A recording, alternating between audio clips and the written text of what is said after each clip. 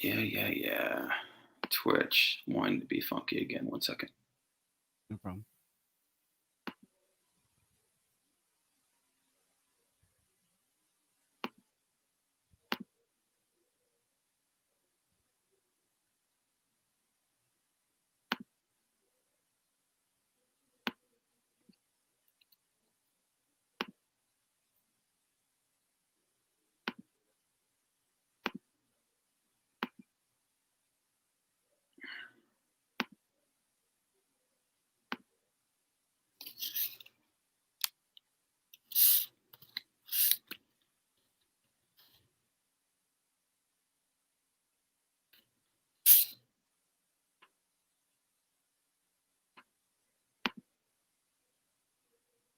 Cool.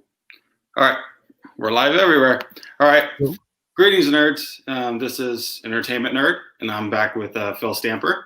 And we're about to watch some Bound for Glory, aren't we, Phil? Woohoo! You're right. All right. Sorry.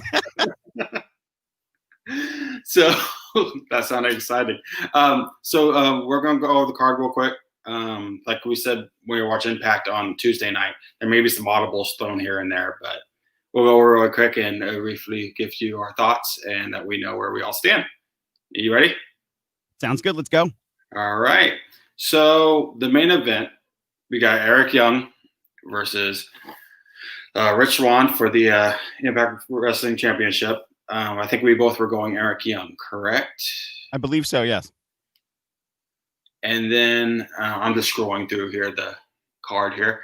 And then we got the Good Brothers versus the Rascals, North, versus Motor City Machine Guns, and no, not the Rascals. What am I saying?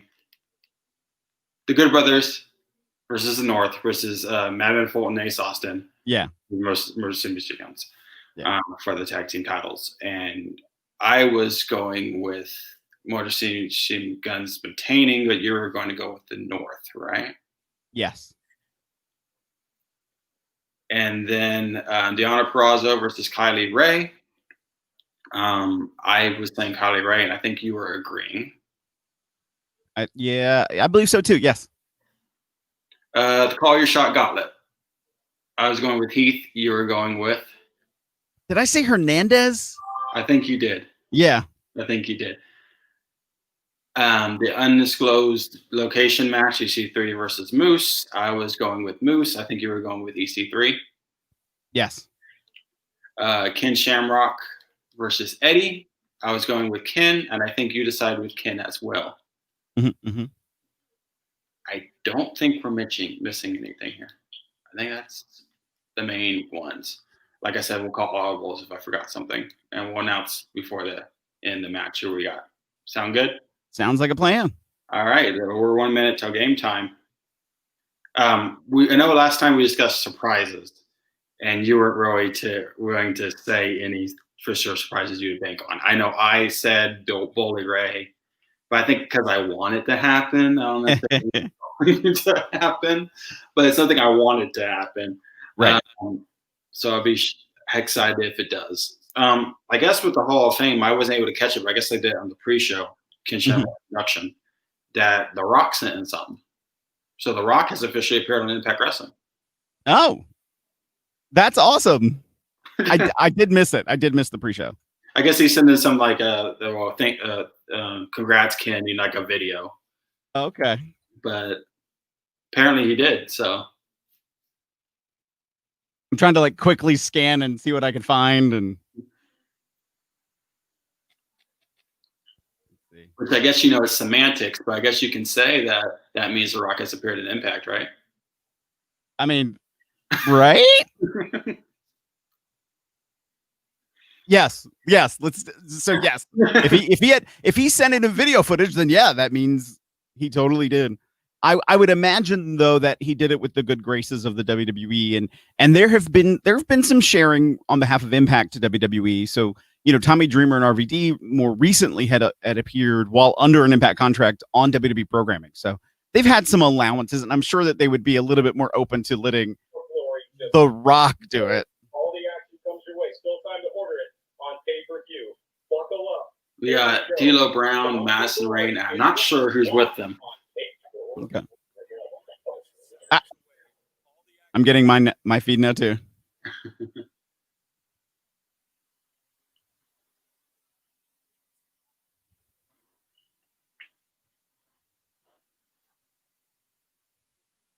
Wait a minute. Did Madison Rain, as they're going, like, I'm going to order, you're going to order? And Madison Rain goes, how do you order? Like, you've just been plugging it for an hour. Right. That's funny. Sorry. This should be a good night. Bound for Glory, I'm guessing you know if you're watching right now, but Bound for Glory is like Impact Wrestling's WrestleMania. This is the biggest night of the year for them. Usually, a surprise happen at Bound for Glory. Usually, Bound for Glory is a reset button for them. I've noticed in past years, and it's a time to really reset and go to a new direction if they want to. Yeah. So I'm excited to see what happens tonight. Would you agree with those sentiments, Phil? I would think so. I mean, everything you just said is accurate. It is their big event of the year. There's a lot of attention on it. You can see that they've spent a lot on the production value of this, which can be difficult for any company to do right now during the pandemic. So, Hey, look, it's Bob Holly again.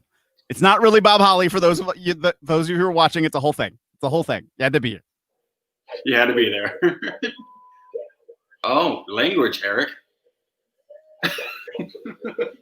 All right. He's come a long way since, like being scared of his pyro. Yeah. Now, I found out a little too late that I can't, like, you know how I streamed last time and I was, on my stuff. I can't do that this time because apparently I was getting the audio from what I was watching on my screen through my feed. And so didn't know that was happening and can't do that again this time. And I can't split it right now. So it might just be us. Okay.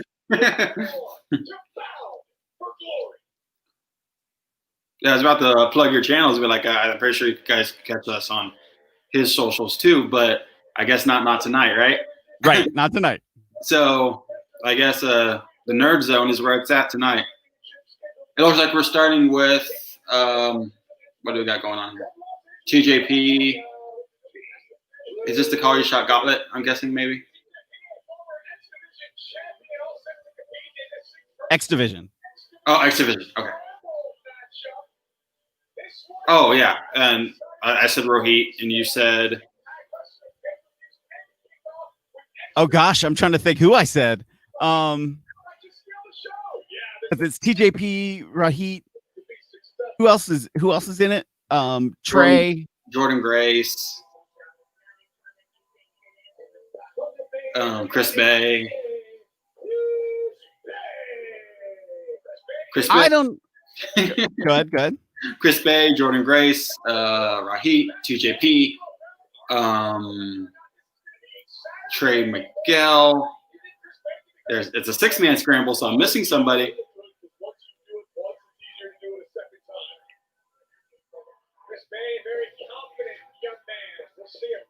Oh, Willie Mack. I think that's who you said. Yeah. I do think I picked Willie Mack. Yeah.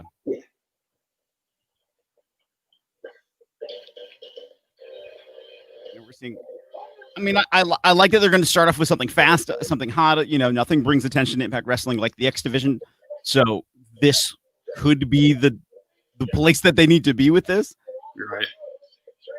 I feel bad because like I'm seeing Trey come out and I'm like, Trey's my boy. Like I want Trey to win. I want Trey to get it. So bad. But I'm picking Willie Mack.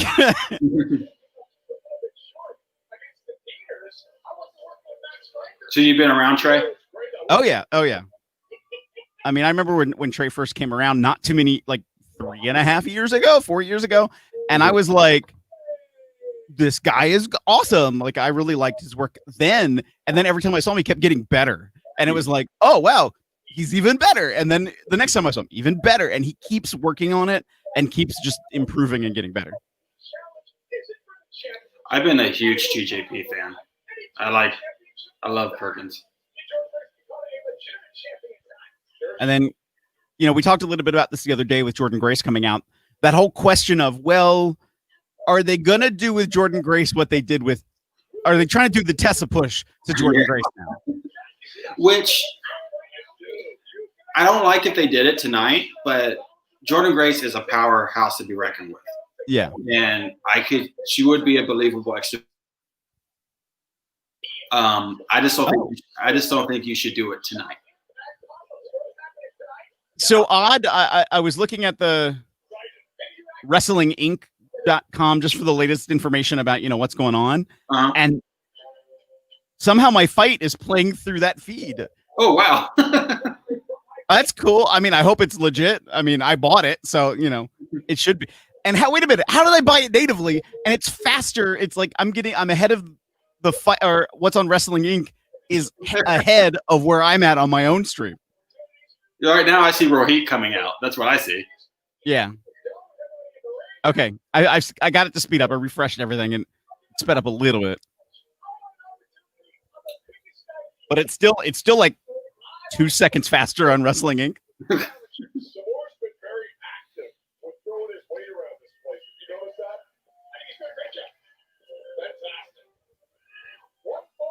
I mean, the thing I do like about this is that all of them have been making noise. All of them are talking. All of them are getting attention on themselves within the world of Impact as well as on social media. So it's just interesting to me that they are all putting themselves out in a place where attention's being paid on them. It's not so obvious like, oh, this guy's going to get it because he's the only one talking about it. This guy's going to get it because he's the only one talking about it. Or they've worked the storyline with 2 of the 6 people in this match. They've really done well on how they've placed this match, and everybody has a touch base. Everybody has a feel that they could be the winner. Mm-hmm. Like, really, anybody could take this. Is that? Yes.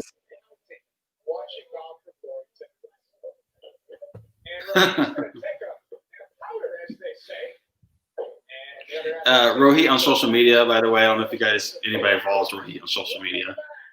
But he's been playing it off like this is like a 5-on-1 match. And that's how he's been playing it. Right. And that's basically how it just started off. Yeah. I'm holding myself back from going into commentary mode. So I'm not trying to like, I'm just going to enjoy the moment of what I'm watching. Just like we expect fast-paced contests to start off everything. Everyone going all out. Rahit's tried a couple times to get away from everybody just to make some good distance between himself to keep up that whole like, hey, it's everybody against me vibe. Even though it's a 6-man encounter, so it's a 6-person encounter, 1-on-1. Right. And yeah, exactly. This won't be like a direct commentary, but I'm pretty sure like high spots you're gonna know because just like you guys are excited at home, we're gonna be excited to hear. Right.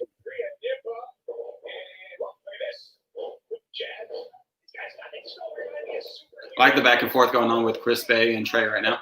Right.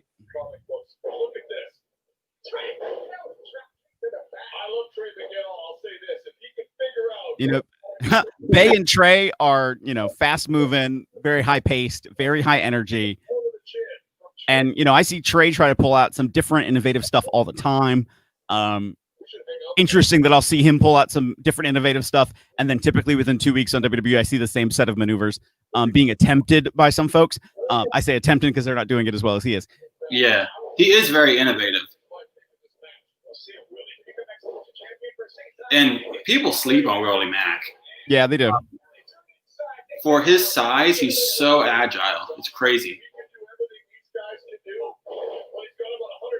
And I would say for his age too, like to do some of the things he does.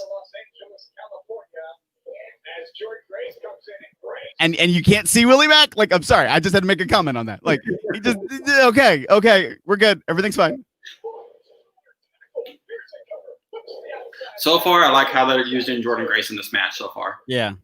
It's very believable so far. Yeah.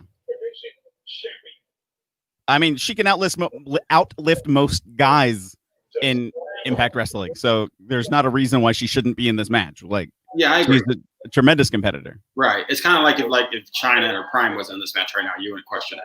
Mm-hmm.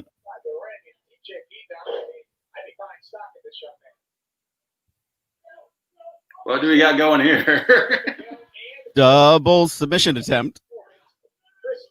2 different variations of an Indian deathlock from TJP on Willie Mack and Trey Miguel. Also got Chris Bay in a headlock all at the same time. Okay. Again, I'm like 3 seconds behind. Here, you know what? I'm just gonna move over. Here, there we go. Hold on. Since my Wrestling Inc. random website that I just went to visit for no good reason, just to get the rundown of the card, is faster, I'm gonna move that into my primary view. All right. Yeah, we got like a pyramid of pain going on right now.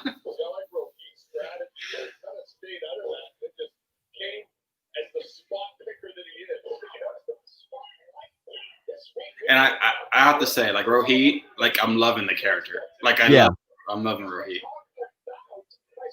And I mean, and like you said, he was the one who made it out. You know, it's 5-on-1, it's 5 against me. Right now, he's 1 against 5, and he's doing pretty well.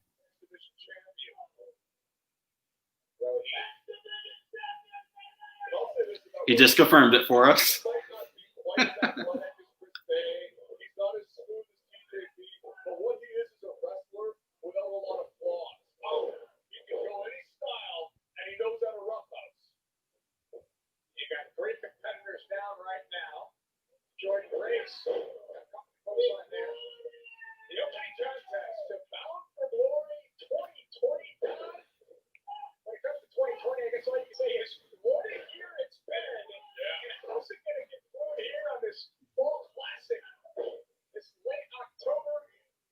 Ooh.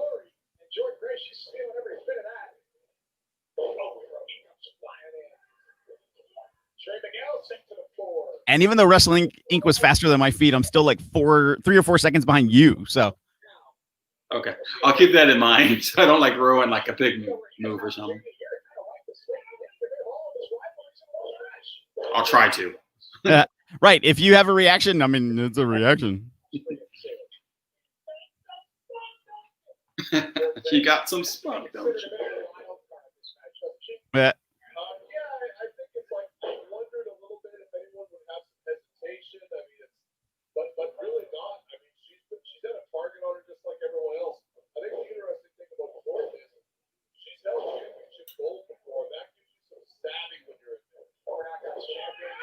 Ooh. Oh. You just saw that forearm? Yeah, I just saw that forearm.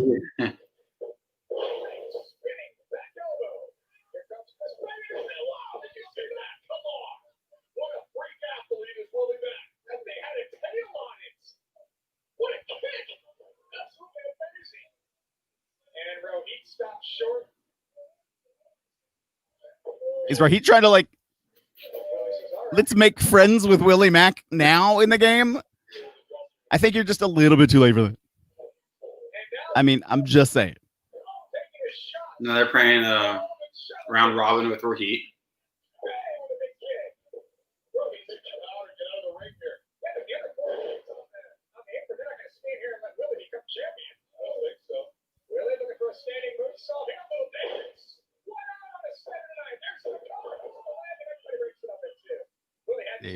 What if I refresh this page? Will it go faster?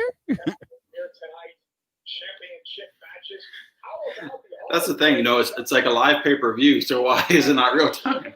Right. Yeah, I'm still like 3 seconds behind.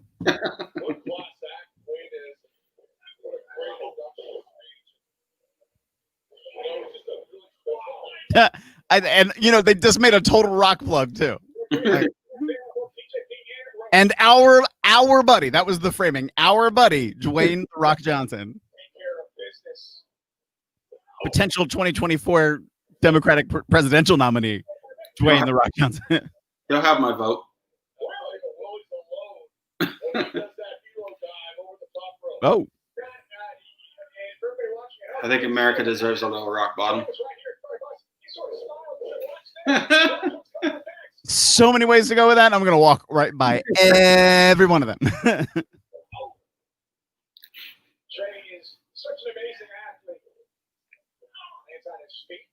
Oh.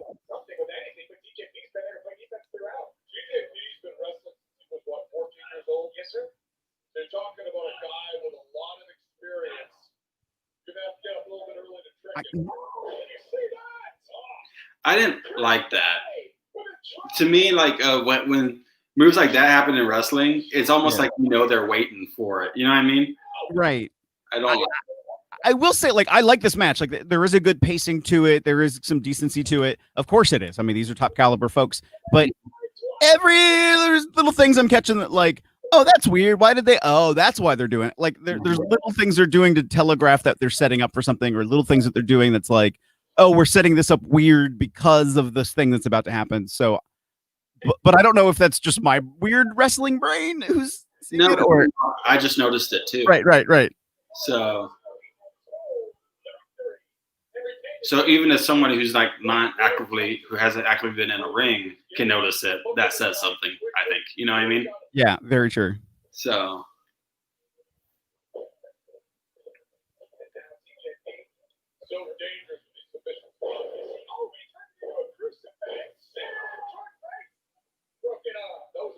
Uh-oh.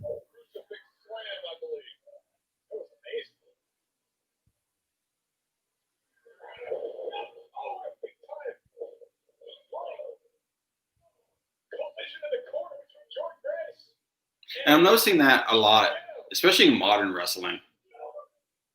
Maybe because I don't know, as time goes on, wrestling, as a wrestling fan, you get smarter and you notice things. Yeah. But I've noticed it a lot in modern wrestling. Like I didn't really notice it that much in the '90s. You know what I mean?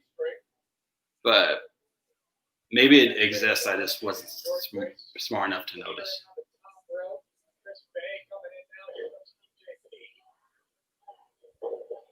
that things are becoming obviously more choreographed in some areas. Oh, geez.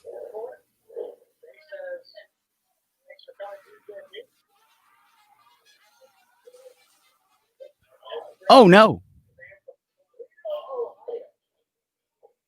As I'm on Wrestling Inc., I was seeing like links to other articles, so I'm like catching up some other stuff. And in a recent interview, Eric Andre, the comedian, mentioned on his show that's on Adult Swim, he had John Cena on for a little skit, and it wasn't anybody's fault. It was a weird thing that happened. Cena like throws him through a bookcase. Well, everything goes right. Well, then the bookcase falls on top of the guy and concusses him. And it was like, so it's 4 years ago that this happened.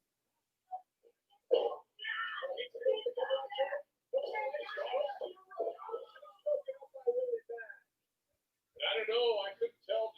Jordan looked like she was going to kick out there, and Willie had not made the save. It was a smart move with the cover, too, because he grabbed both of her arms, knowing how close she was. Yeah, this is really anybody's game right now, people.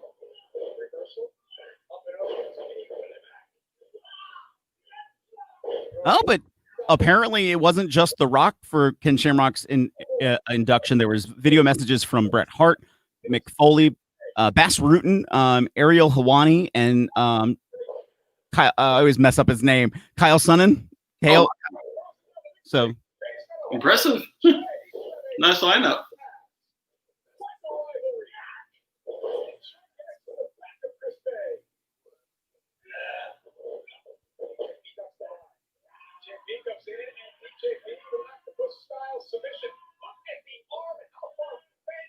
Oh, there you go. It makes you wonder if we were in the period we live in now with the whole COVID, would the Rock would have been there? Right.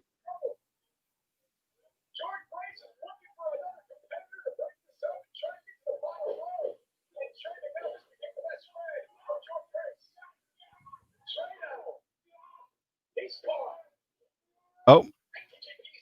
Come on, Trey. Oh, don't tap, Trey. Come on. I will never forgive you.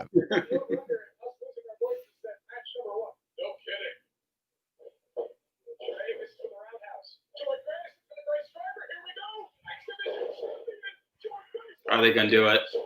No.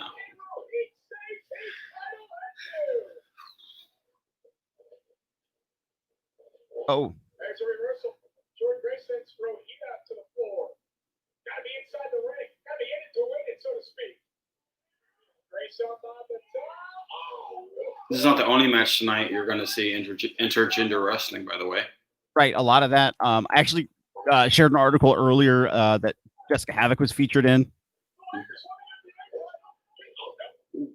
talking about her in that match.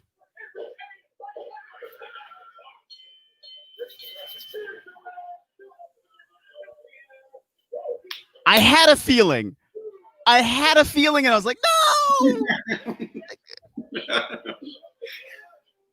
I mean, but they're kind of putting it on him for all the reasons I was talking about other people earlier. Like, so Rahit retains his championship, and like he just said it too. I'm smarter than them all. Like he beat the 5. Like after feeling like it was 5-on-1, now he is the one to walk away. The Jackal, everybody.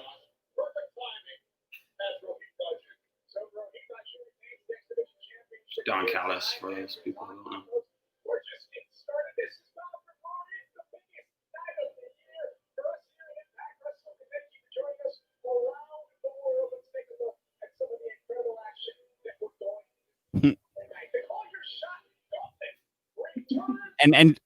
And just before this, very super randomly, I'm flipping through the channels. I'm like, okay, what am I going to kill some time with on television? And my cable service had lost Investigation Discovery because they stopped. They didn't agree to a new contract with them or whatever happened. Well, apparently it's back. And I was like, oh, okay, this is cool. Oh, it's Evil Twins, which was a series that they ran. And I'm like, oh, I wonder which episode it's on. Oh, it's the episode I'm on. Oh, wow. And I was like, oh, okay, cool.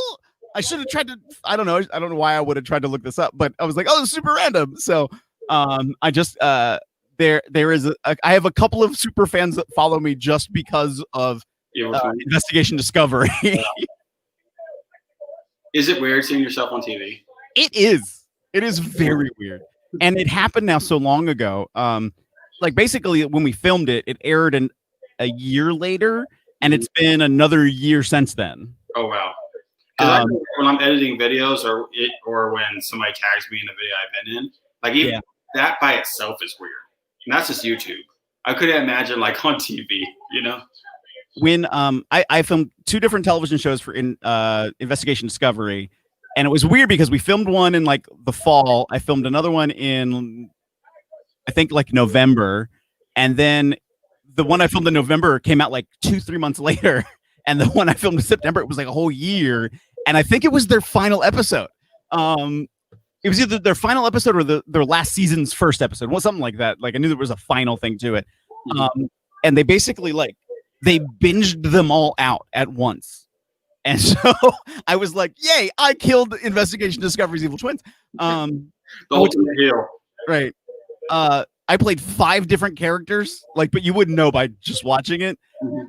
And the character I play actually kills more people than the characters they're talking about in the show. Oh, wow. Oh.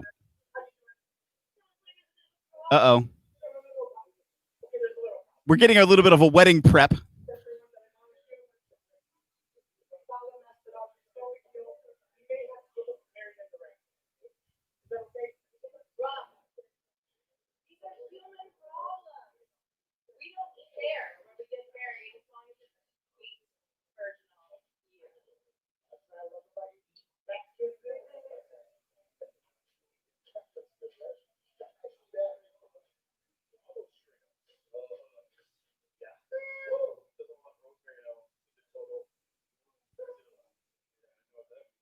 Oh.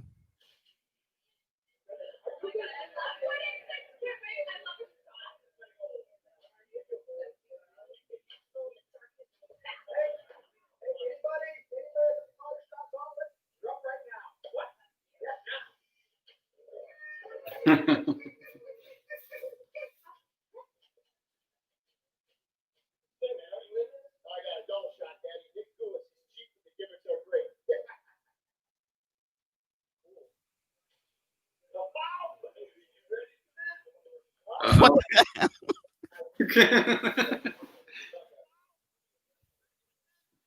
Here we go.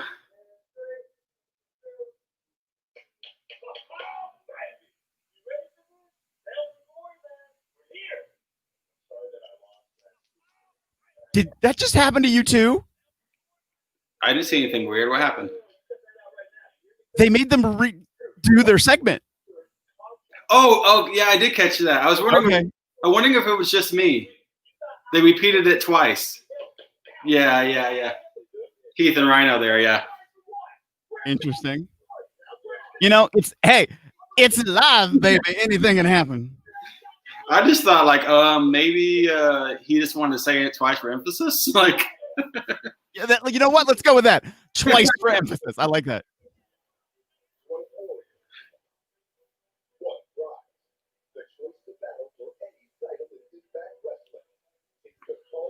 I think I like what you said before. I think you said, I can't remember if I said it, you said it, one of us said it. Is Heath gonna turn on Rhino and this whole buddy thing is a swerve? I said it, yeah. Okay, yeah. Like I'm starting to get that read now a lot. Mm-hmm. It sounds like we have the Call Your Shot Gauntlet next. And as a quick reminder, I said Heath. And Phil said Hernandez. And I did say that I thought that it was going to come down to like Hernandez and Rhino, because Rhino will lose his job if he doesn't win, right? And that Heath is going to be involved in this somehow.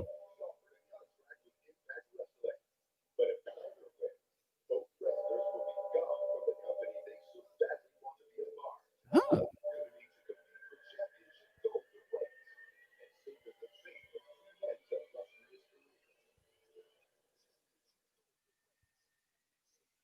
So what's going to happen here tonight, folks? So I was misunderstanding some of the contract stuff. So they both have, one of the two have to win. If Heath wins, he gets his full contract. If neither one of them win, they're both gone. Yeah.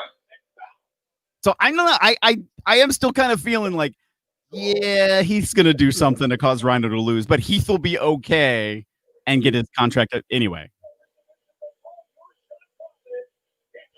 And it's a gauntlet, and Rhino is first. Yeah, because he lost. He got the pinfall on Tuesday. That's right. Because Hernandez won, Hernandez will be the last one to enter. Is my understanding.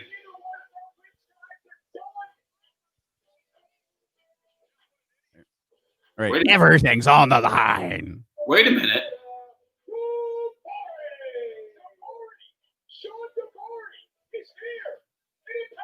Okay. What our first surprise of the night, people? there was a tweet out by, I think, one of the producers of Impact earlier today that's like, there are going to be a lot of surprises. Like you're going to see surprise after surprise tonight. Don't be surprised. And I must say, looking in very good shape. Right. We've gotten The Rock. We've gotten Mick Foley. Now we have Daivari. Mm-hmm.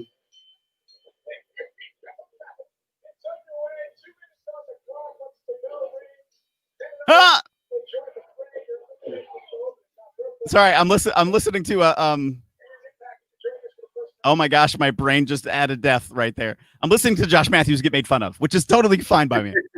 Everything's fine. I mean, Josh Matthews deserves to be made fun of. Especially for calling you fat, right? In my humble opinion. Yes. I even forgot about that. Thank you for bringing that up, too. Fat. All in fun. Yeah.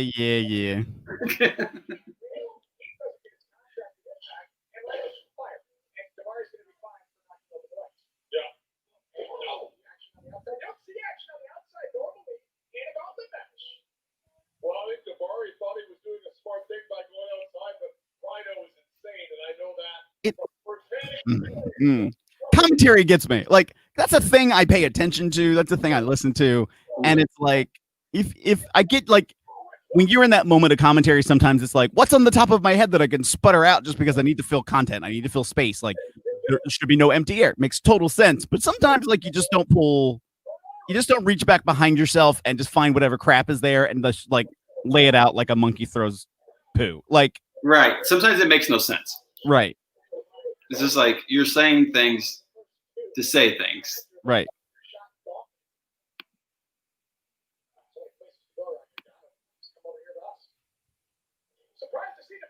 Wait a minute. Okay, so now my commentary is faster than the action I'm seeing in the ring. What's going on over there, man?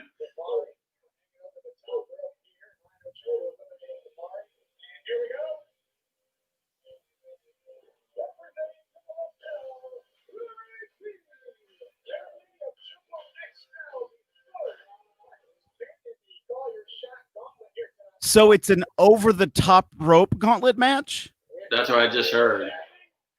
So it's a Royal Rumble style match. I know you can't say probably Royal Rumble, but it's okay. I get it. Okay. Is it till they get down to the final two, and at that point, is when you go to normal style? That's a great strategy. Get Rhino out of there. I'm not sure anymore. Rhino's so powerful. Hard to get him off his feet without some help. Rhino down. This is not being the best position to Rhino to be in. There you see the countdown. 1 minute.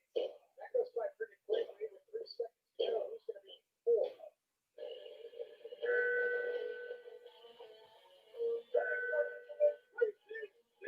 All right, let's see who's next.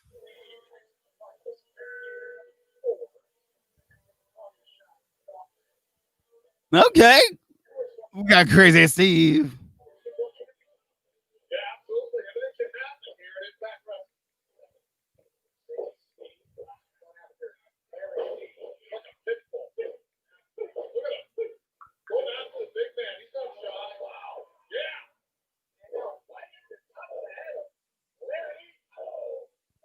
Interesting. Okay. I'm reading some other new stuff that I'll share in a minute, but Okay. so right now in the ring we still have Rhino, Daivari, Crazy Steve, and Larry D. Rhino's playing it smart here. Taking his time. 4 seconds to go. Number 5. Uh-oh. Now this is interesting. Now you got a team in there, John. I do like their visual. I like this setup. I think it looks good for them. I like it too. I found that interesting. And you know what? AC Romero's now making his way to his ring. Of course, the tag partner of Larry D. And he has lost a good amount of weight. So is Larry D. Like they've both have gotten into. I mean, they're both still big guys, but they've both gotten into much better shape and conditioning, and it's just awesome to see. I would agree. I found that was an interesting choice though. That you had Ace come out right after Larry. It's interesting. I mean, use them to clear house. It makes sense. Potentially, even though right now, Larry did not have much success right now with Rhino, but Ace is all tied up with Crazy Steve. Yeah, you've shown AC Romero footage, but have you been around AC at all? Oh yeah. Yeah. Here we go. Business is picked up. I think other than Crazy Steve, I've worked with everybody in this ring so far at some point. Oh, cool.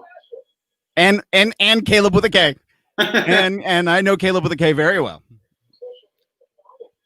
Tennille Dashwood, I don't think I have ever met. But you know, if I play my cards right with Caleb, maybe Caleb could give me your phone number. I'm kidding. I hear she's single.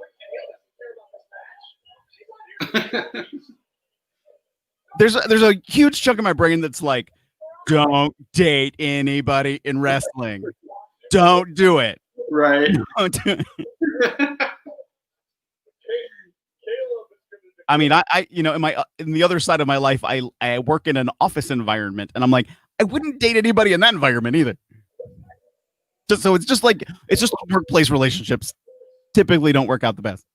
Just imagine if you didn't do the dishes or take out the trash. I'm just saying. Oh, there you go. There she is. Jessica Havoc making her way. Jessica, who's also involved in trying to resurrect Father James Mitchell. Is Caleb with the K actually in this match? I was a little bit confused by that because I thought it was Tennille Dashwood, but maybe I was wrong and Caleb's in there. Or I don't know. But Nevaeh's there for Jessica Havoc on the outside of the ring. Oh, well, and Jessica Havoc just got the first elimination so far in this match, getting rid of Caleb with a K. If he was in the match, like, let's say yes. Let's say yes.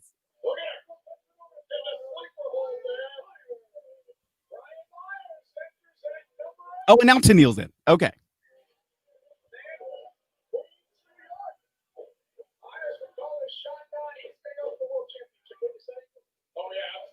Now we have the entrance of Brian Myers.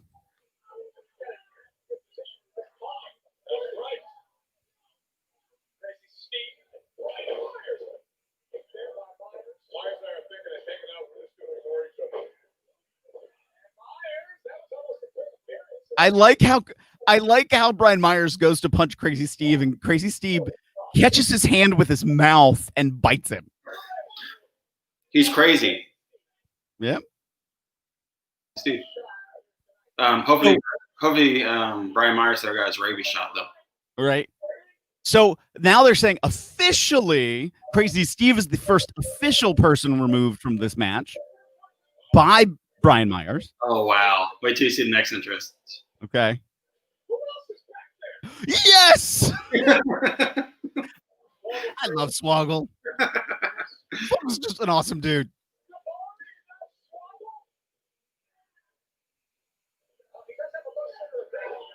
All right, so another surprise of the evening.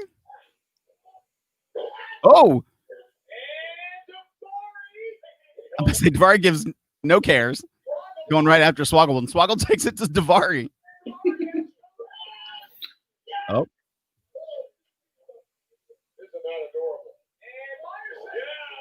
yep. So, Swoggle with an assist from Brian Myers gets rid of Daivari, and now Brian Myers gets rid of Swoggle.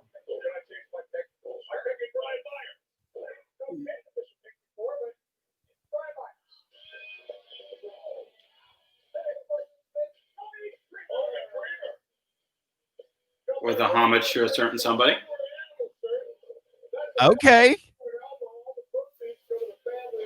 Now we have Tommy Dreamer coming out there with a little homage to Animal. Oh. And they're plugging collar and elbow, and which is an Al Snow brand. Al Snow now the owner of OVW. OVW now on another station that's owned by Anthem. So, interesting web we weave of connections. And I think they're the official Impact Wrestling development territory again, I think. I wasn't sure, to be honest, anymore. I know they used to be. I wasn't sure if they were again or not for sure. But there's a lot of connection there regardless. Mm-hmm. Which... It's like Swoggle is still around. Yeah. Oh, why is he still... Is it because he didn't actually touch the mat? Did he just land on a... No, I just think he wants to cause some mayhem.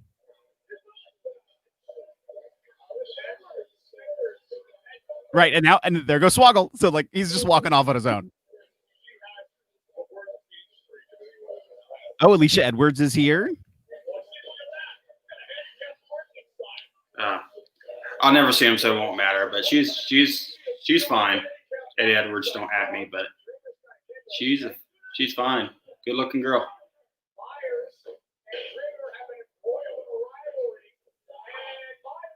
Okay, they are.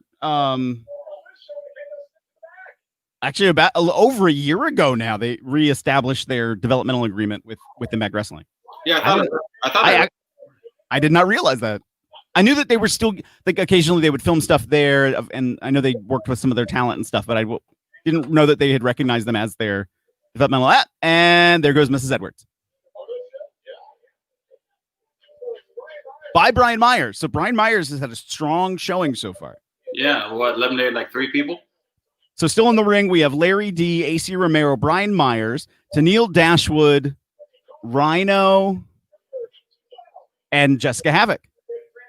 And now Kiera Hogan's making her way to the ring. Along with Tasha Steelz. But is Tasha going in right now, or is it just Kiera? I think it's just Kiera. Okay.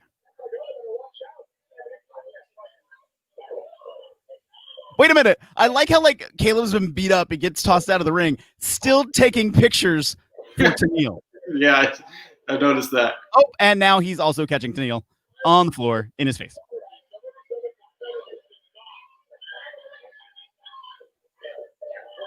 I like the dynamic that Kara Hogan and Tasha Steelz going on, like the mean girl thing.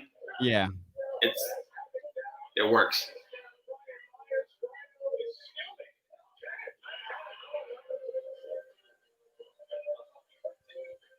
My nose is twitching. I don't know what's going on. That's weird.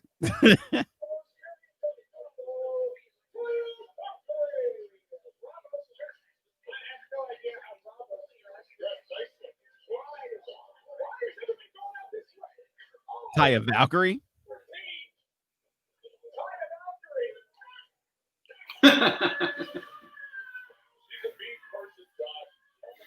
And she goes right after Team Triple XL.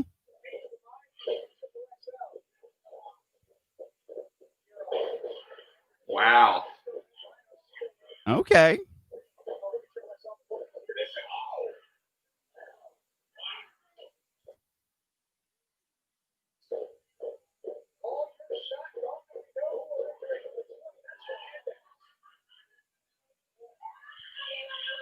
I don't know if that worked that well.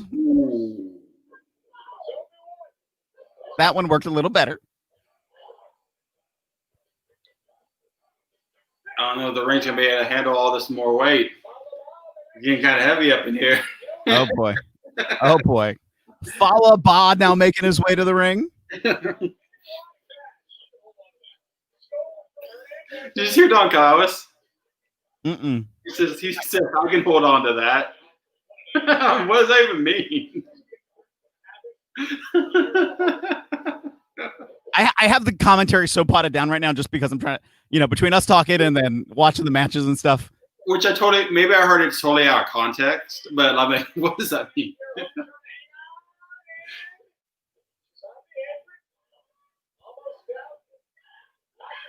Oh, and maybe. Oh.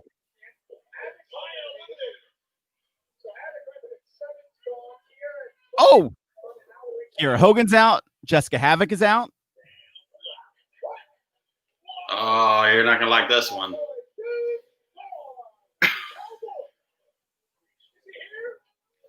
Oh, Taya Valkyrie's been eliminated. Okay. I should have called that James Storm was going to make his return to Impact tonight. Didn't I tell you this? Didn't I tell you this was going to happen? You did call this. I saw him in an interview like the other day talking that before Royal Rumble, how he's saying WWE called him to make an appearance and that he didn't get the message until after the Royal Rumble happened. And so he called them. They're like, well, maybe we'll bring you back after WrestleMania. And then that never happened because of the pandemic. So I'm glad he's getting work. He's still not my favorite guy, but I'm glad he's getting work. Anybody getting work right now? Aces, not Aces and 8, not Ace Austin, just good things. Which technically you call this as a surprise entrance, but I don't know. Is it really a surprise entrance?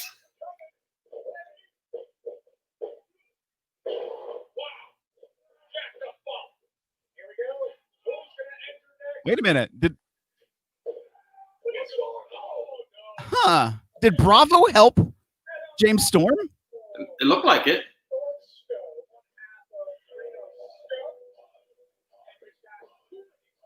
Okay. Reno Scum, Adam Thornstone.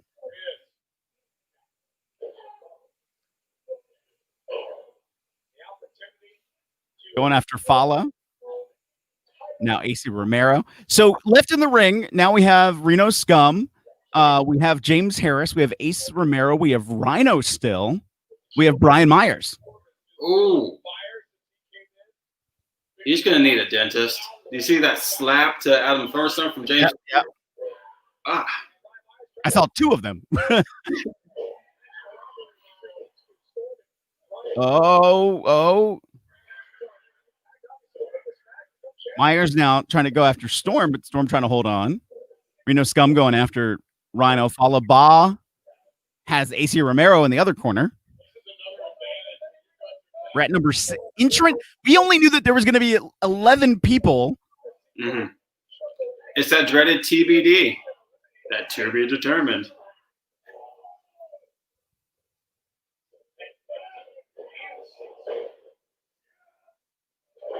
Well, now both members of Reno Scum are in the ring. Ooh. Okay, I like their tag team dynamic. I was watching, when Adam Thornstone came in, I was like, okay, you kind of just came in, did the little rumble stuff, punch, kick. Honestly, I felt like there was a lack of excitement. The second his partner came in the ring, it's like Reno Scum is here. Like they've made a very significant presence. Like they definitely have an energy that feeds off each other as a tag team. Like, okay, I get it. I love them as a tag team. Yeah. I do like how they feed off of each other. Like that meant a lot to me. And I was like, I kind of needed to see that. Okay. So now we're at entrant number 17. Oh, here comes Heath. The way that video first started, I had like free your mind, like Sanjay Dutt in my head. I'm like, it can't be Sanjay. Uh-oh. You froze up there for a second, but you're here. I'm like, he's with the Connecticut place. It can't be.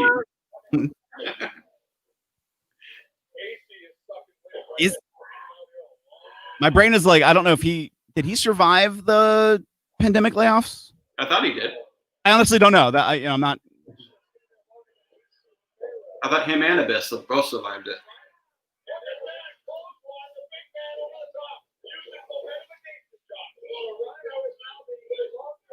Yeah. As far as I can tell, he's still with them.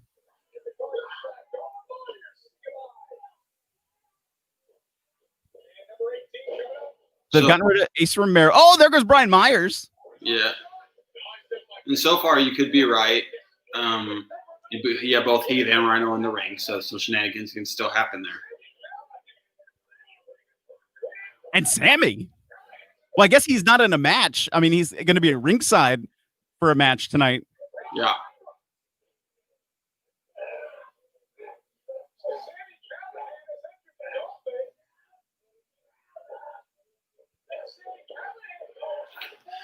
I appreciate this match because right now you're realizing, some of these guys are not under contract, or they may be. But you're realizing how good Impact's roster is right now.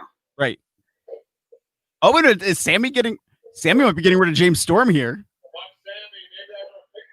Sammy's dropped some weight too. Yeah, I've noticed that. Or some size. I shouldn't say weight. Some size.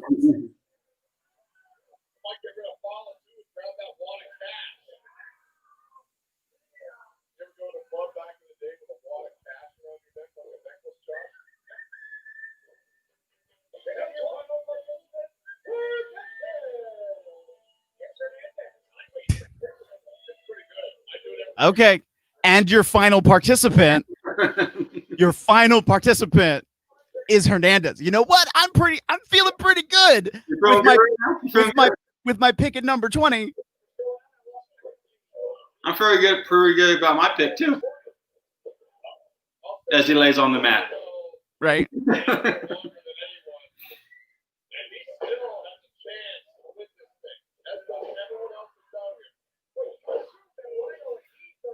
Hernandez is one of those guys who is the emphasis next to the Marty Stevens, I would say, as your never say never guy.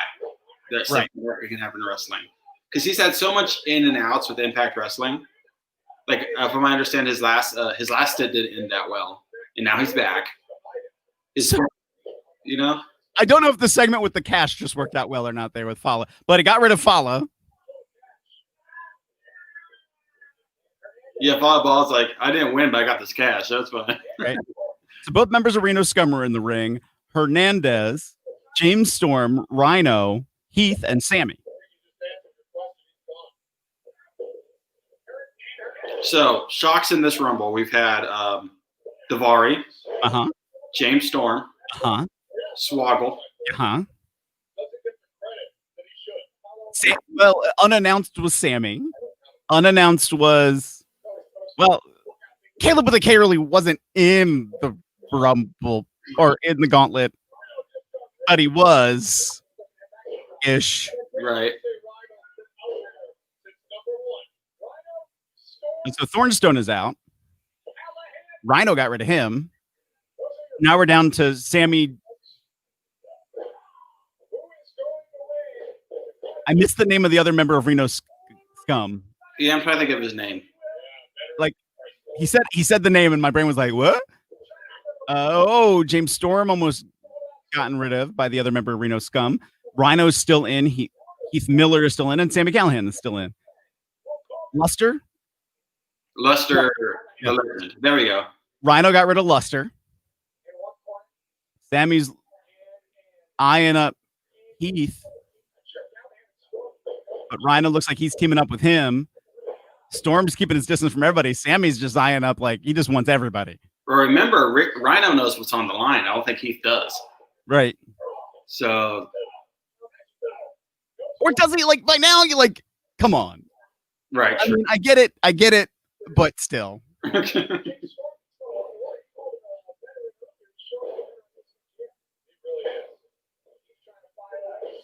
So now Josh Matthews is also hitting up that Heath is injured, which I didn't know about. I didn't know that either. I don't know if he's injured in the match or if injured bigger storyline. I may have missed that element. He was limping a little bit. I did notice that.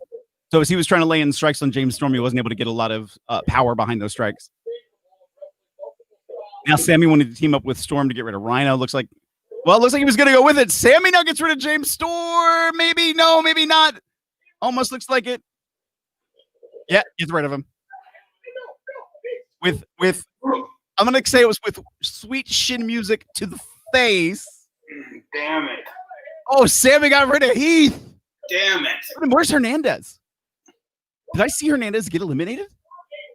He may be doing one of those things where like he's like in the wing. Right. It just like dawned on me that I haven't seen him in a minute. Or did he go after Falaba and the money?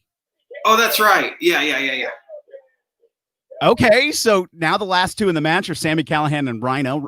These two have had a match very recently at Impact right before the pandemic. If Rhino wins, Heath get a contract? He gets a contract, and I guess he gets to also then call his shot for any match, anything he wants, right? It's not just a match. It's like anything he wants at Impact Wrestling. Right.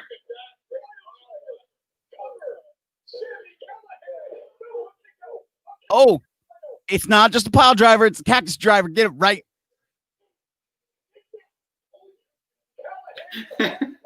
Semantics. Right. Even though I guess he did hook around and it wasn't like pulling the pants. I get it.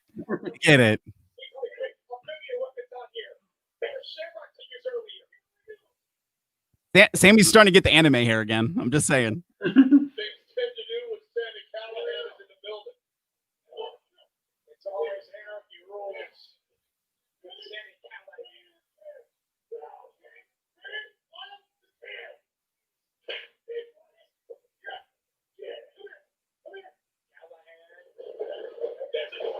Arguing with the referee about bringing a chair in the ring. Oh no! Wait a minute. Yep, saw it coming. Gore from Rhino. Rhino wins. We both were wrong. We were both wrong. But we were both like, okay, one of them are going to be connected. Heath, Rhino in the finish. We did know that.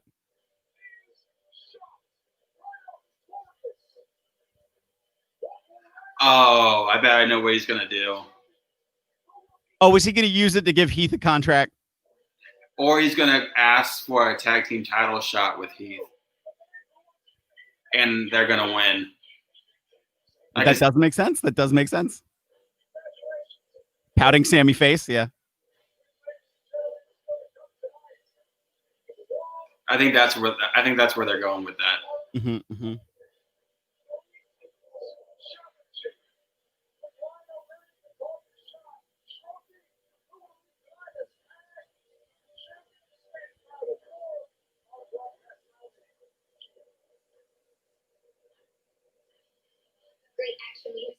So in an hour, we've gone through two matches. Both of them were bigger. We went through the X Division Championships 6-person match. We've gone through the gauntlet match with technically 21 people. And it looks like we may, well, I don't know if they're just teasing it now, but we're getting a little bit of a promo from the North. Also, another multi-person match will be that tag team match with 4 different teams involved. And I must say, Ethan Page is in the best shape of his life. Yeah, I noticed that. I saw clips of him from the Collective, and I was like, wow, okay, he's really, really trimmed up. Yeah. Josh Alexander, who I saw recently on Phil's channel because he highlighted him. Which you can check every Thursday night. I do the Independent Wrestling Party on all of my channels at PS Phenom. Also highlighted AC Romero. Was that was the episode prior? No, this was this last episode too. Yeah. AC Romero versus Rip Bison from Limitless. I can't remember which match Josh Alexander was in. I believe it was from IWC. It was Josh Alexander. I'm gonna have to look it up now because my brain doesn't want to remember things anymore. Andrew Palace. Okay, Andrew Palace versus Josh Alexander from IWC. The International Wrestling Cartel. And Ethan Page on the mic is fire.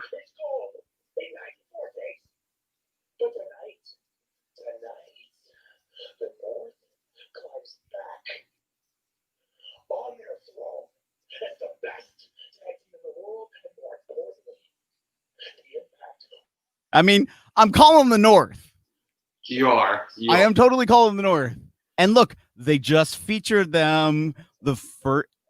At least right now, they're the only promo we've gotten from a tag team in the tag team championship match. Just saying. Yeah. That worries me. I was just thinking about that. In wrestling precedent says, yeah, I know. Right.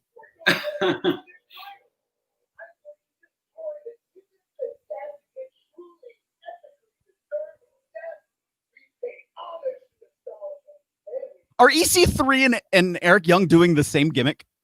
It feels like it, doesn't it? I'm going to go psycho. Okay.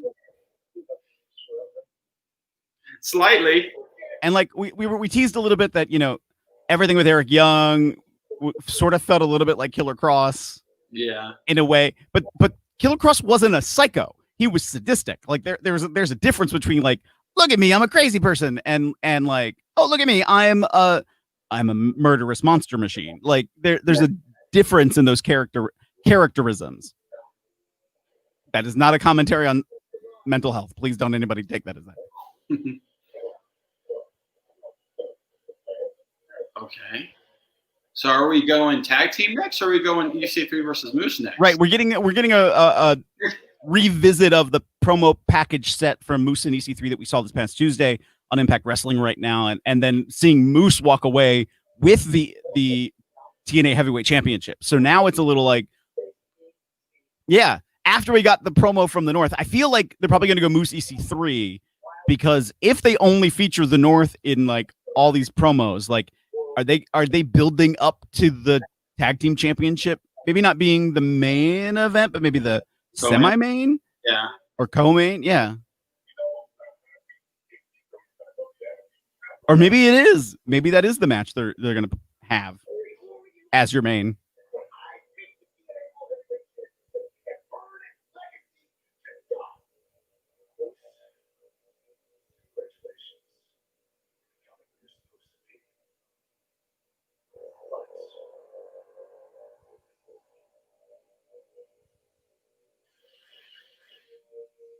Okay.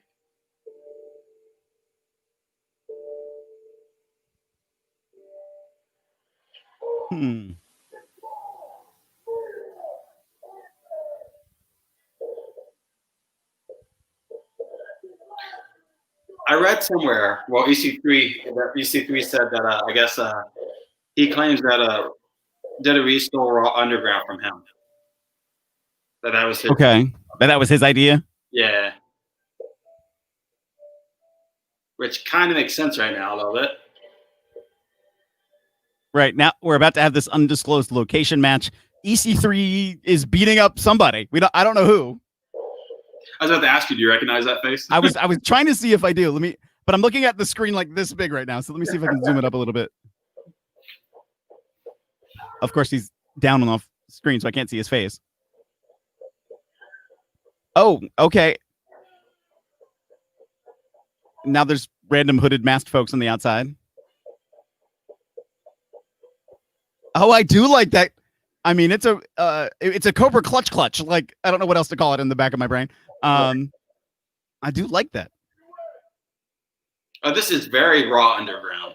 It is very Raw Underground. But if he's saying he came up with the idea, okay. Which is surprising because that's not like the EC3 style. Like anything I've ever come to know about EC3, like. Which I guess it's okay because it seems like WWE has given up on that concept anyway. So. Right. I mean, and what are they called? What's on the front? I mean, it's the EC3 logoed hoodies. It says free EC3 on the front. Oh, okay. I was like, are they called Freedom? And it's like, they're not Retribution, they're Freedom. I really thought it said Freedom for a second.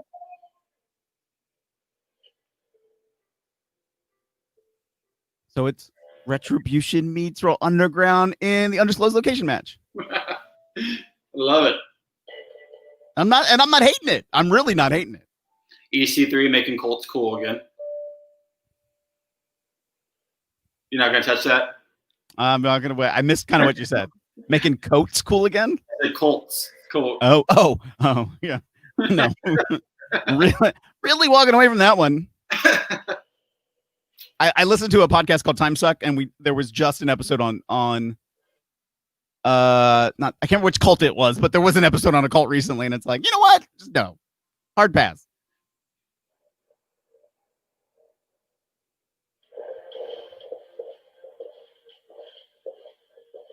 So is this fight gonna be very like cinematic? Very Oh, wait a minute. My fight app is now faster than the Wrestling Inc. footage. I don't know how that happened. But so you're switching back? Yeah, so now I can see it on a bigger screen.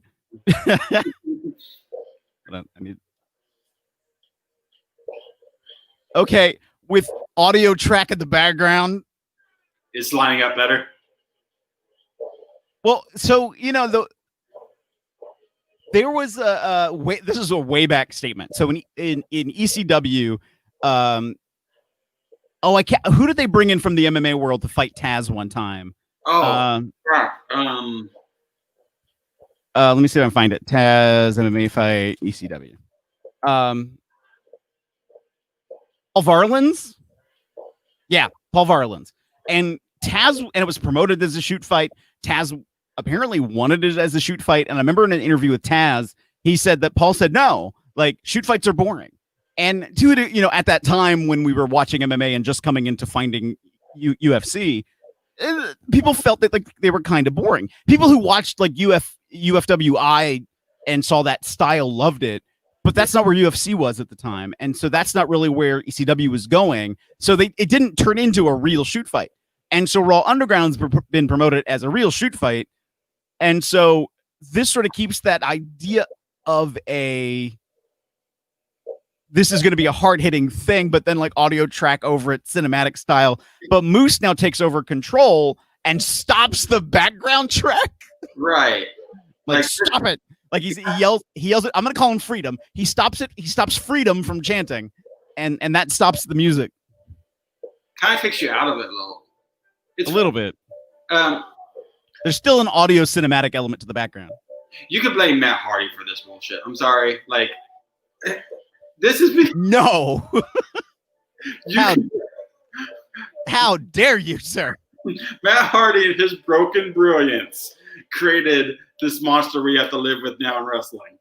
I loved. Well, we're really more living with it because it's the pandemic. Like I have a feeling some of this wouldn't be happening right now if it wasn't for the pandemic. I do not blame Matt Hardy for any of it at all.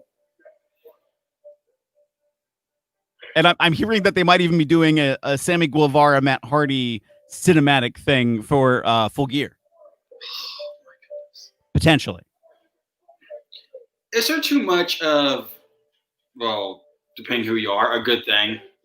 You know what I mean?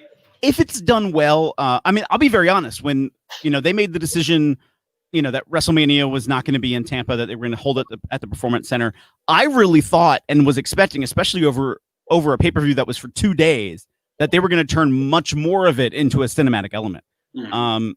Not to the point I was disappointed that they didn't, but just more to the aspect of, oh, I thought that's what they were going to do. Like that would be a different kind of pivot and a different stylization to take. So if you go, I mean, if they went hard that route, I would be okay with it. It'd be something different.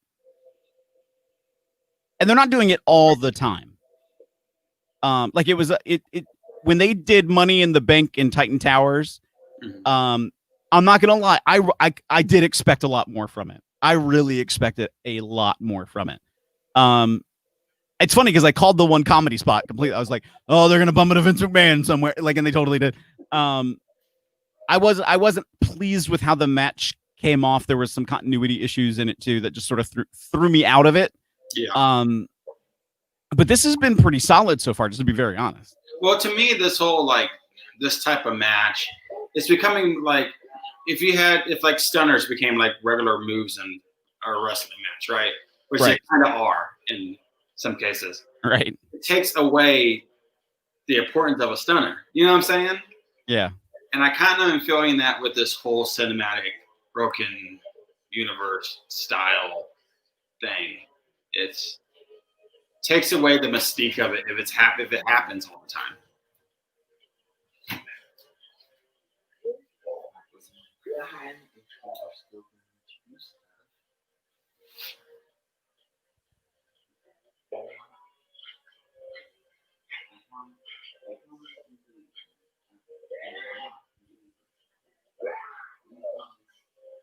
I mean, match is still going on. So when I say this, nothing has ended yet.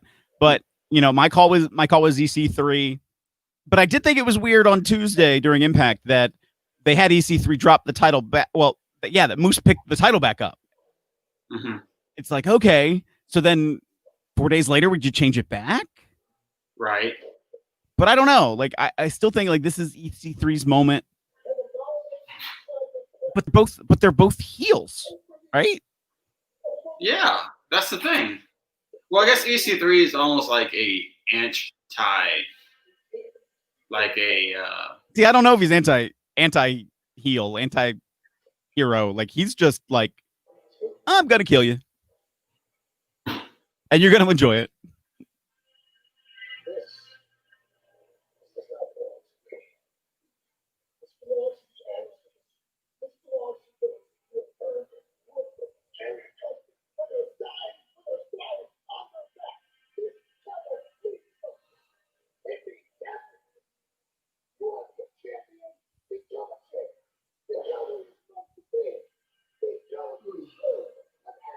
I'm loving this speech. Right. EC3 berating Moose basically about the history of the TNA Championship.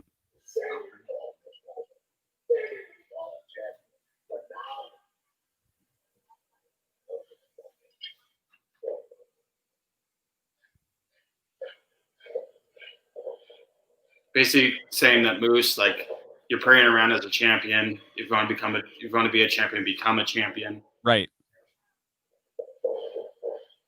Okay, flashbacks of footage of EC3 from days past. Oh, which has distracted EC3. Moose coming in. I mean, he just gave the speech about, hey, if you want it, you got to want it. Mm-hmm. If you're going to be the guy, you got to be the guy. Okay.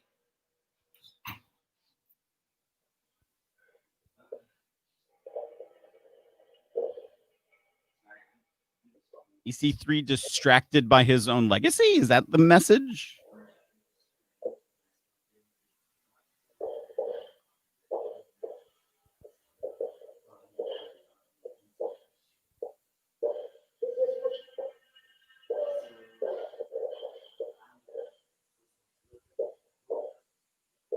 Okay.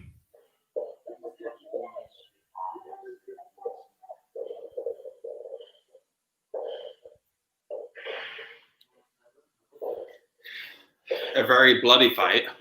Right. Both men are busted open. Moose saying, you want this to be a fight? Okay. You want me to be a monster?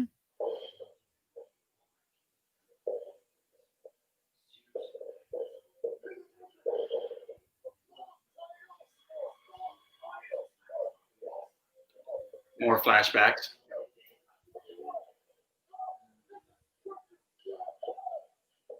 Okay, yeah, Moose's flashback, yeah. So shades of what we saw on the bridge when Moose took back the title.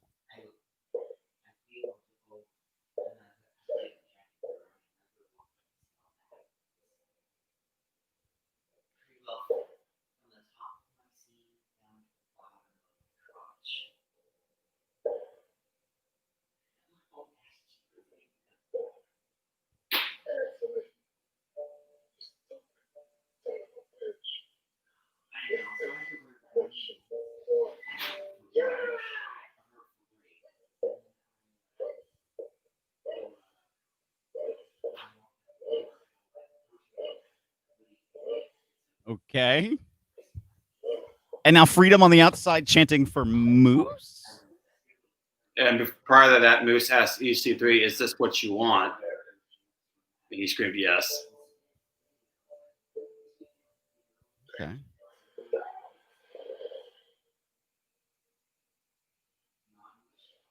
Okay. So EC3 helped to make the monster? That's kind of what I'm getting. Is Moose? I can see Moose just. Oh, okay, he's not going to. I was hoping he just left the title in the ring because he finally gets what EC3 is trying to say. You know? Right.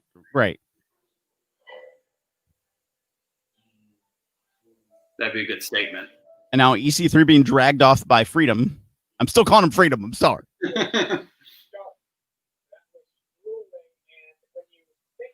So I guess I was right. Sure. Yes. Moose won. Moose walked away with the title belt. I say that with a very much a question mark because that was kind of like not clear. Right. Well, clear, but not clear.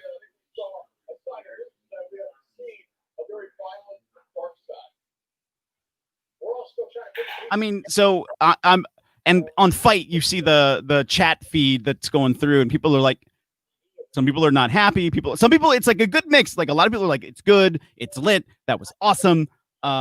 This is actually great. Moose is boss. But then you get a couple of comments like, wait a minute, you just buried EC3.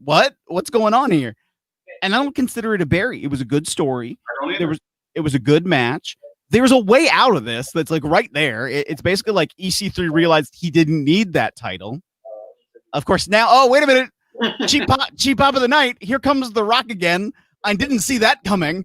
Of course, The Rock did one of the videos for the Hall of Fame induction for Ken Shamrock.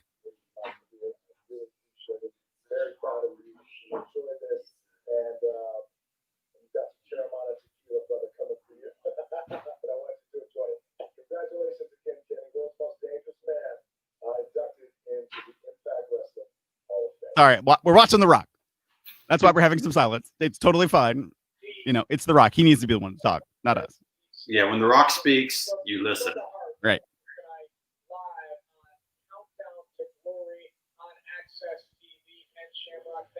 I'm going to use this moment to grab myself a drink. I'll be right back.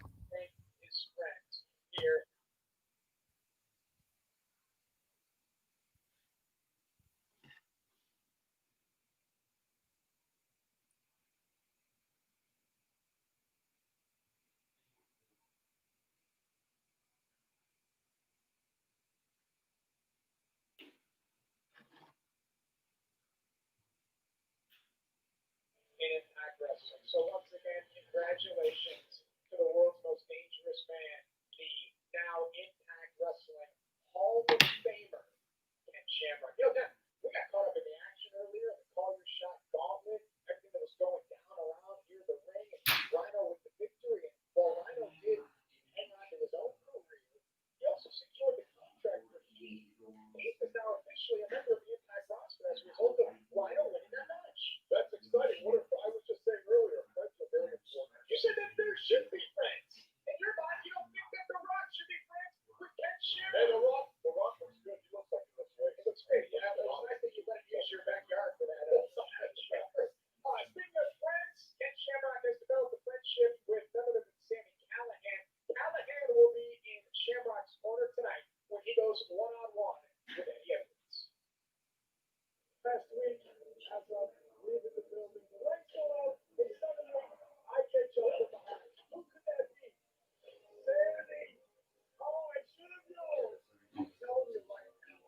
right now they're doing a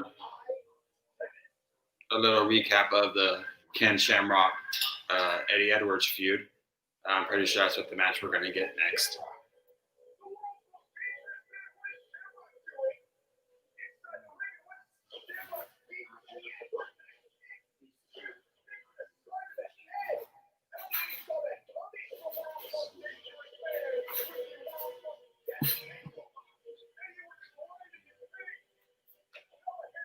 We'll find out tonight if Ken Shamrock truly is still the world's dangerous man, or if he's washed up and past his prime.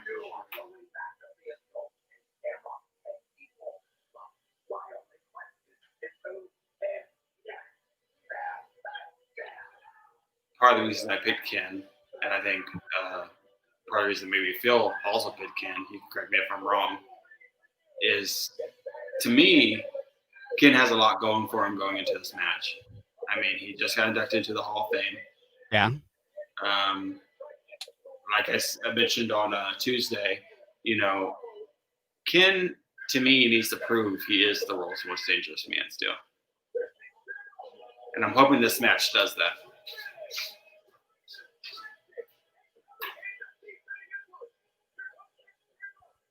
I was saying, like, this lead up seems to be like our next match we're going to get is Eddie versus Ken. That's what I'm thinking too. And of course, we've already gotten to beat up Sami Callihan.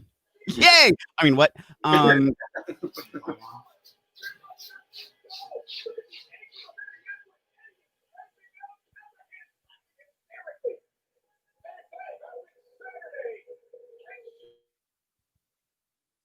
The world's most dangerous Hall of Famer? Really, Josh Matthews? Yeah, that was kind of a lame line right there. That was kind of lame.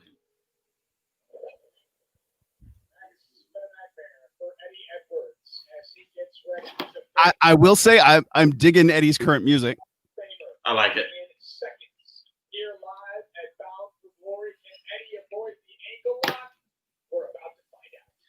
Last Tuesday, I mentioned, like, did you imagine we live in a world where the Mercy machine guns are back in Impact? Mm-hmm. But now I got to rephrase that. We live in a world where The Rock disappeared in Impact Wrestling. Right. that makes some new eyes on the product. That changes the game, as they say.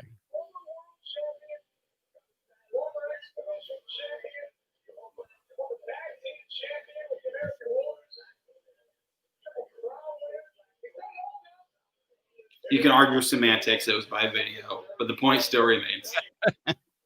I have to imagine that it was at least like, hey, heads up, is this good? You know, I have a feeling that he probably wouldn't have done it independently without some blessing from WWE. I would imagine.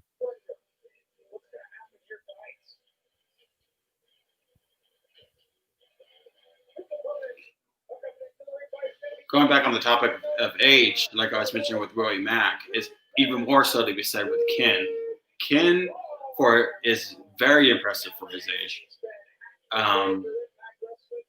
Not the Ken of, old, obviously, but not far from, I would say, as far as appearance. Right. Oh, and I like that they're still teasing that he just had the ankle lock put on him on Tuesday. Eddie's ankle's all wrapped up.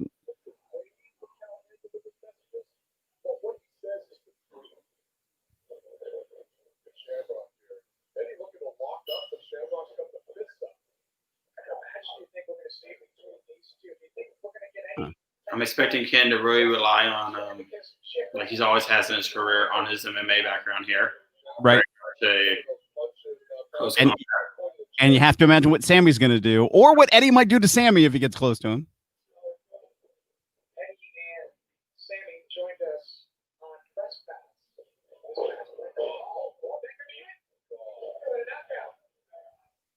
No, I'll say this. Normally, with a striker, you want to close the distance, but you know what? Thank you, Don. That's the word I was looking for.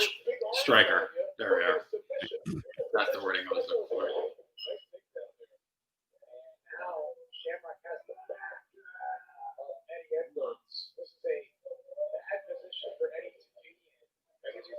Right. They're putting over the fact that, Ken Shamrock is still in an amazing physical condition. Like, yes. and just picking apart Eddie Edwards right now. Another fair point just made by the commentary team that not only is he in the Impact Wrestling Hall of Fame, he's in the UFC Hall of Fame. Yeah.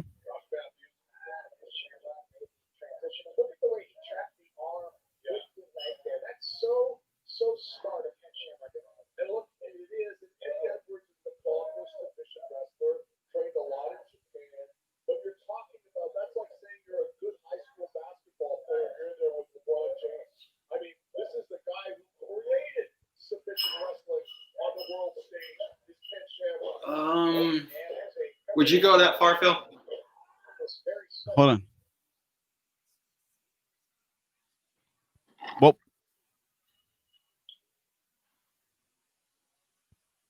would I say what? I missed that part.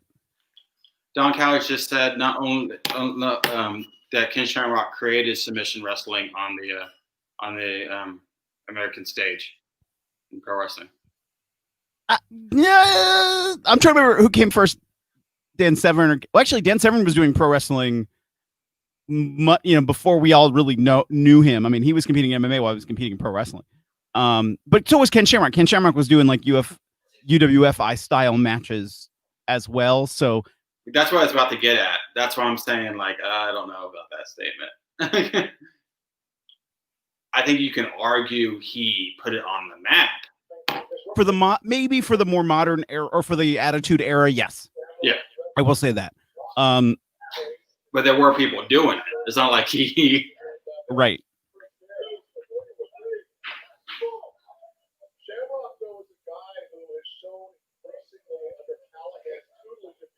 I mean, and this is no offense. When I say this next, this is no offense. Ken Shamrock would probably, if I went to a fight with Ken Shamrock, he's going to knock my ass out. Like, there's no ifs, ands, or buts about it.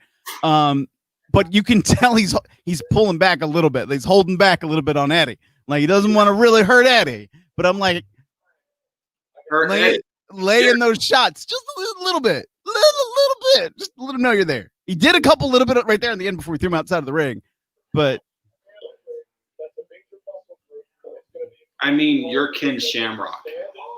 Like, that's my point. Like, he's Ken freaking Shamrock. Like, show us that. I always thought his younger brother was a little bit more had the style of a pro wrestler, Frank Shamrock. Yeah. Now, Eddie Edwards has developed a reputation for being a stellar brawler the last 2 years. Ever since Calvin had all those lines of the baseball bat, but he hasn't really been able to turn. Remember, Eddie beaten up, broken on the outside, calling Ken Shamrock back out to the floor with him. Oh. Eddie needs to get back to the ring, I think. Like short jabs by Shamrock. Oh, he stuck that one in, pointed the chin. Look at the redness of it here. Those are going to be. Is he? I don't know. I'm trying to figure, like, what is the strategy here? Is Eddie just trying to say he can take it, but he's not because he's totally beaten down? Is this like, okay, no, he's bringing Eddie back in the ring. But my thought there for a second was like, is Eddie going to cause Ken to get a count out loss? Like, it'll be a double count out, so that way, like, they neither one really lose. I don't know. I think Eddie's thoughts here is, I'm gonna let Ken hit me until it's nap time. Right. Eventually, Ken has to go to bed. He has to take. I was waiting for that. Sammy was just poking at the bear. He was just poking at Eddie, and Eddie finally went for him. Eventually, Ken has to, take his medication and go to bed. So as long as I last until that time, I'm good.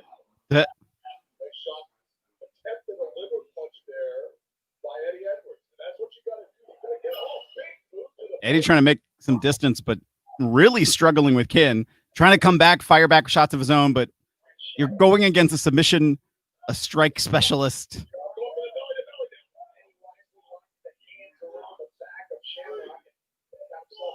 A tremendous technical wrestler. You saw Shamrock go for a suplex attempt. Eddie blocked it by holding onto the ropes. Eddie now trying to fire back. Oh, wait a minute now. Blue Thunderbomb able to stop the momentum, but taken a lot of punishment so far. Now I'm going into commentary mode a little bit. I was like, I'm gonna pull back, I'm gonna pull back, I'm gonna pull back, and then I was like, no, It's just it's in you, man. Go for it. It's right, in. right. But yeah, we got back and forth action going on now. The beginning of this match, Phil, I don't know if you agree, it was pretty one-sided. You had Ken pretty much dominating it. But right now, you've got a lot more smoother back and forth action going now. Yeah. I don't know, I may have spoken too soon. Now it's going to Eddie's favor.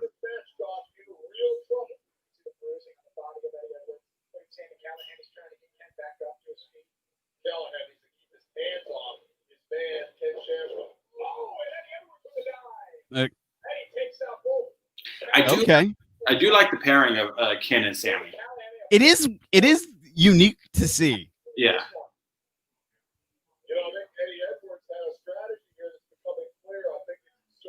So Sammy's been gored.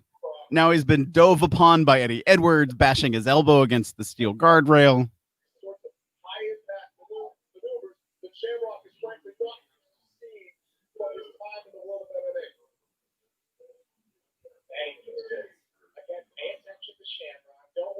Oh, I'm hearing the echo from your TV, and I was like, I heard the ref say 2 twice. Am I too loud? No, you're good. You're good. I just had to reset volume levels in my brain there.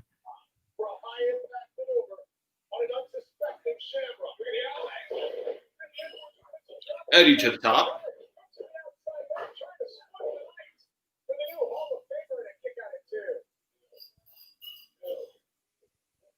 I will say, like, respect and honor amongst thieves here a little bit. Like, Ken just seems like he wants to have a victory. And with Sammy in his corner, Sammy, of course, also wants a victory, but is like that extra impetus to like do whatever it will take to get a victory. Right. But other than like egging Eddie on, Sammy's pretty much had a clean break from Eddie. He's not tried anything yet.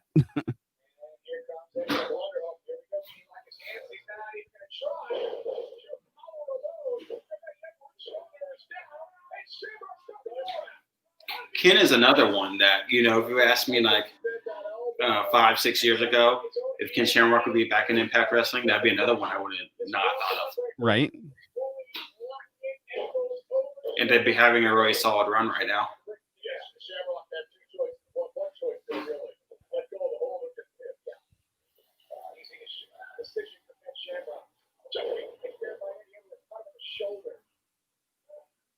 Shamrock has had shoulder issues during his career. And he was a running elbow. Oh.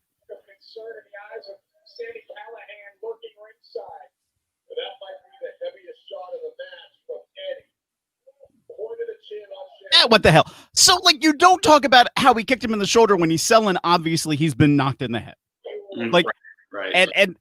And then you're still talking about it as Eddie Edwards is pulling off his elbow pad to rear up for a final strike forearm against his face. Like, maybe if that's how you started, because again, your brain gets in that mode and you're in commentary, be like, maybe he rocked him with it, and now it looks like he's going to capitalize, but like, yeah, sorry. No, I was wondering it too. I'm glad you said it. Sometimes I think I'm being just way too nitpicky with these things. Well, like, if you're like, I'm nitpicky, you're nitpicky, but fans are nitpicky. Right. There has to be a an allowance for things. There's a variance for all things. But it's like just things to think about.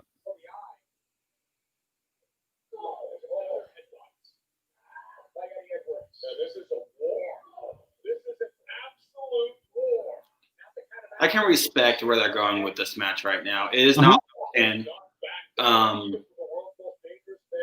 probably would have booked it that way. Like, we would make a very dominant win, you know? Yeah. But I respect that they did it.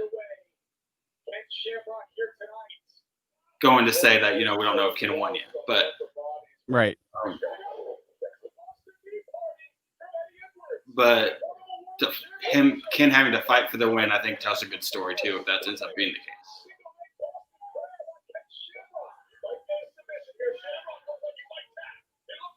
Now, part of me is like, if Ken loses this, does Sammy like turn his back on Ken? Even though Sammy right now is still trying to help Ken, trying to cause him.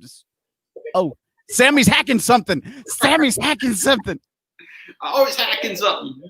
All the lights just went out. Shamrock's in the ring. He's got the baseball bat. They practically blinded Eddie Edwards 2.5 years ago. Smiling. Oh, look, it's Kenny. It's Kenny. Oh, wait a minute. But Eddie has Kenny. Sammy has the bat. That was good. That was good. I like that. Right. I do like that tease. I do like that. I really do. But a loud enough distraction. Shamrock with the belly to belly, or belly to back, rather. Vintage Ken.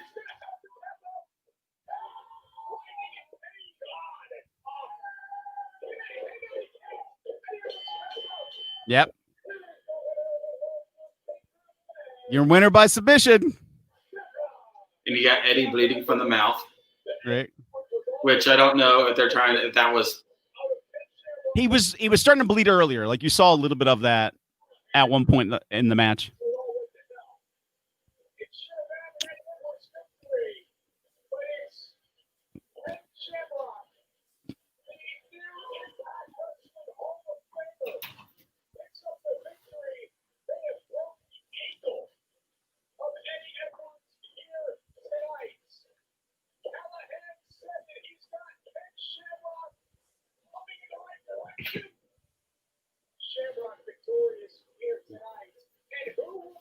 And just think about what they're selling here.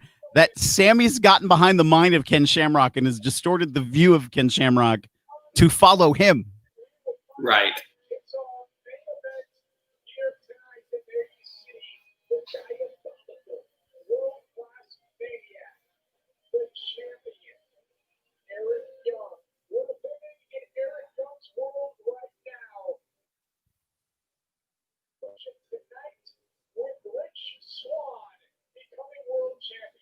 Wow, I haven't seen a clean-shaven Rich Swann in like years. I was about to say.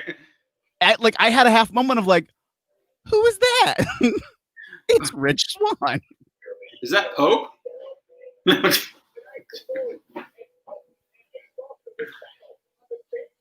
Okay, now we're getting the package for the 4-way tag championship. So the only real promo we've got from a singular team is the North. Yep. North. I'm gonna win this one. I feel it. Yeah. So far, you're trolling. I'm trailing. Is that what you said? Yeah. Here's where I turn it around, baby. Well, to be fair, most of the matches like we agreed with so far that have been shown. Right. I think that's very fair. Because I called Rahid. We both were wrong on Call Your Shot.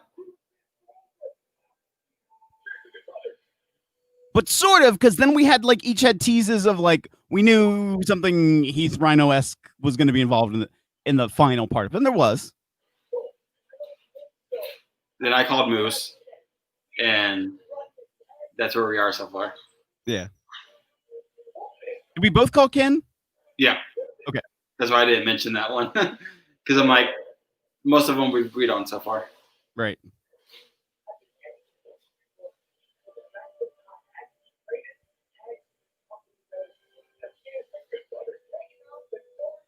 I'm interested. I'm excited to see the Good Brothers in action. Mm-hmm. Been too long.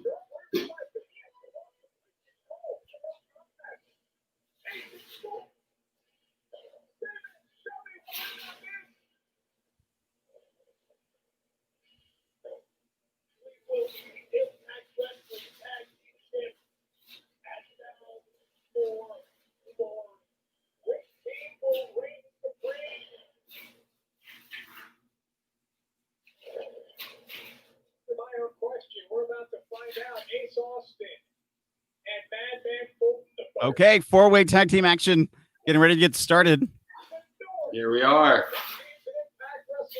This one, I would also say, is anyone's game.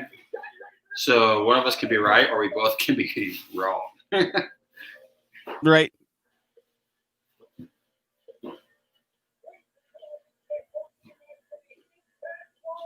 Here comes your boys.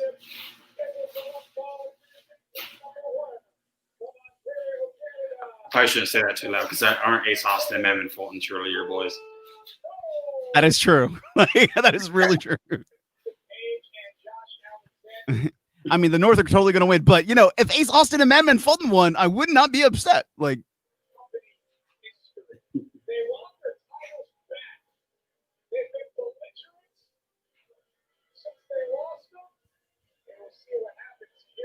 I don't know if that word really worked there, Josh.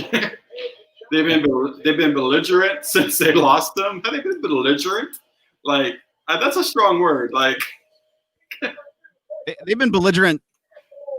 Ethan Page has been belligerent since he's been Ethan Page. Like, that's Ethan Page. All ego Ethan Page. That's Ethan Page.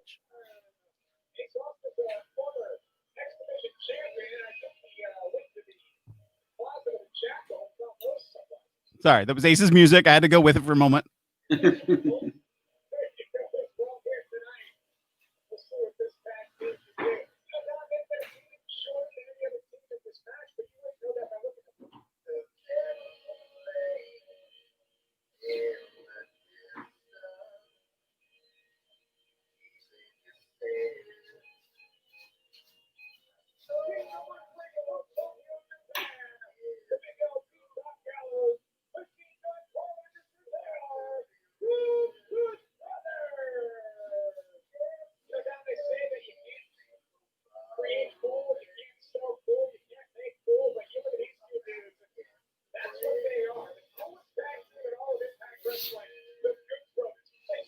Or are they too good for their own good?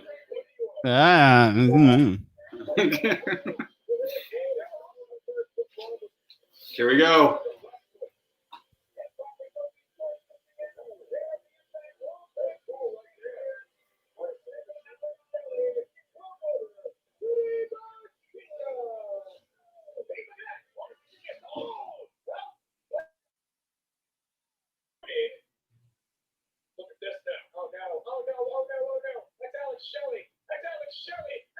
Ooh.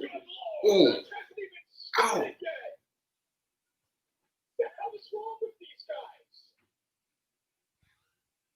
I mean, the North are establishing their presence by taking out the Motor City Machine Guns right away.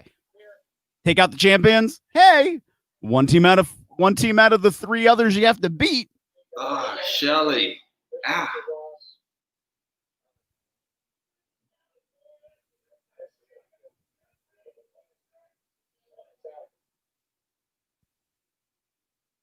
Scott D'Amore might be a little happy his countrymen might be there to win the championship. Supposed to be unbiased management here, Phil. Hey, when it's your boys, it's your boys. Team Canada. Right.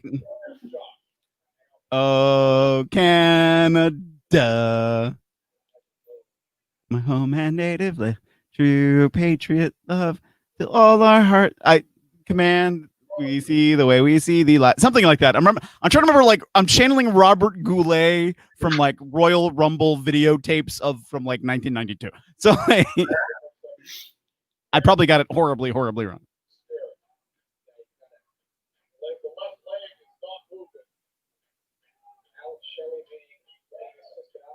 I'm pretty sure there's a line somewhere in there about Bret Hart and how he was screwed.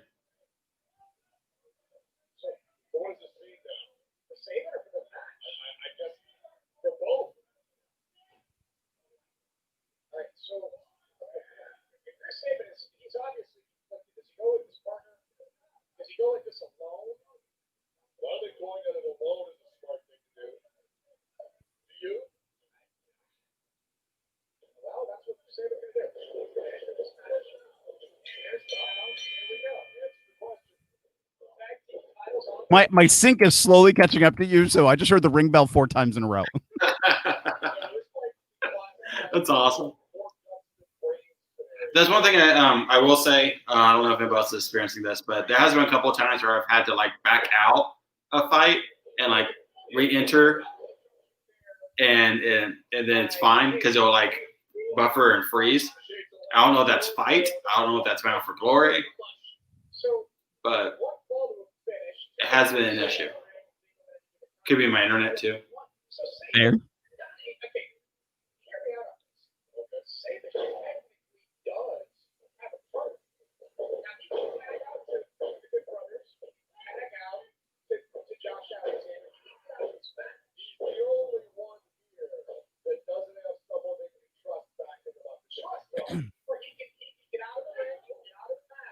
It's a fair point.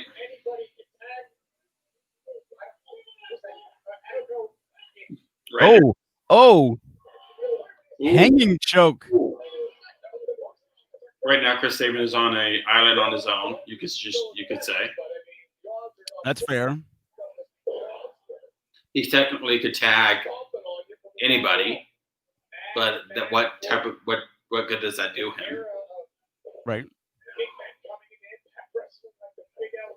Save himself a lot of injury for the eventual return of Alex Shelley to save the day. Because now I feel a little weird about my pick of the North. Like, I'm not gonna lie, but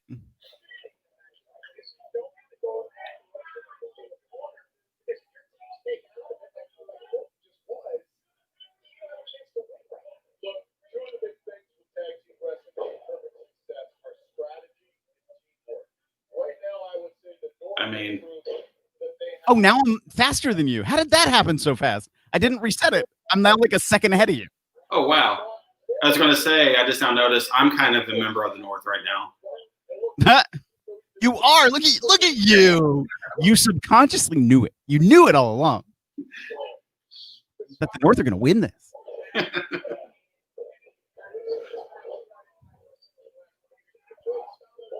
All this Adidas needs to say is the North instead, and we'll be good to go.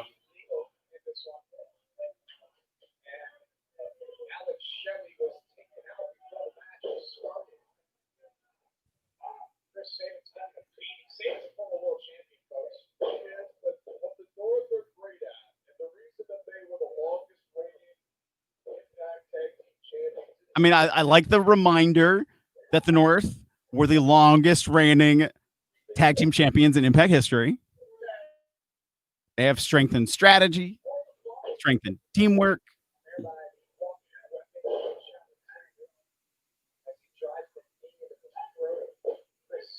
I will say this: there's not really a bad choice to win this match. This is a match of excellent tag team wrestling right now. You got very strong tag teams in this match. Right. And they've done very well to, how all these teams came together, how all of them are mixing. They start when they brought out Ace Austin and Madman Fulton, they were like, by far, these two have spent the least time together compared to any of these other teams, but you wouldn't know it by the way they act together. Yep.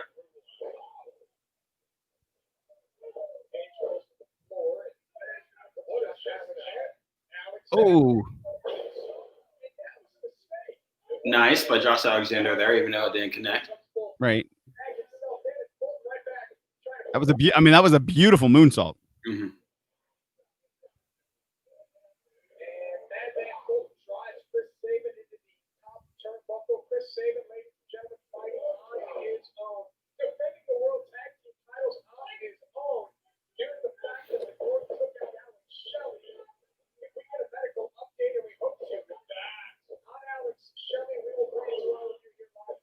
Or do you have the Mercy Machine Guns lose and they have a case for a rematch because Shoei's out here by himself? Right. I mean, that's a very good point too. Saban's out here by himself.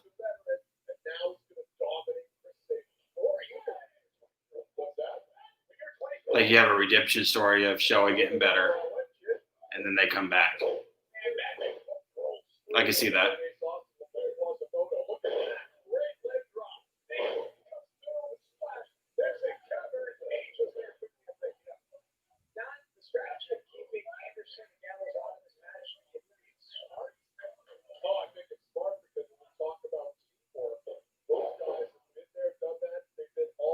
I mean, I do think it's interesting that the Good Brothers really have been keeping, or have been kept out of here. I've noticed. Yeah. Of course, the Good Brothers are going to be having Talking Shop Mania 2 coming up. Right. I'm very, very much looking forward to Talking Shop Mania 2. And we discussed the possibility of putting it on the Good Brothers just for the sake of having it on the Good Brothers. Right. Going into these scenarios where you can hype Impact Wrestling a little bit more.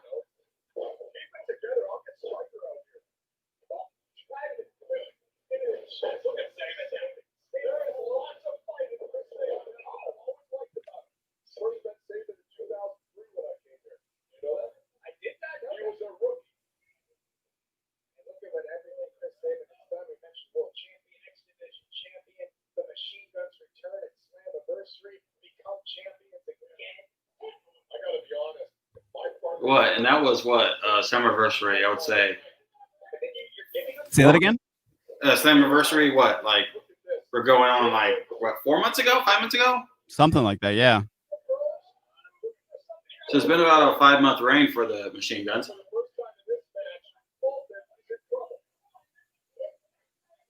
Uh-oh. Ace might be by himself as Fulton's been knocked out. And now Anderson's in.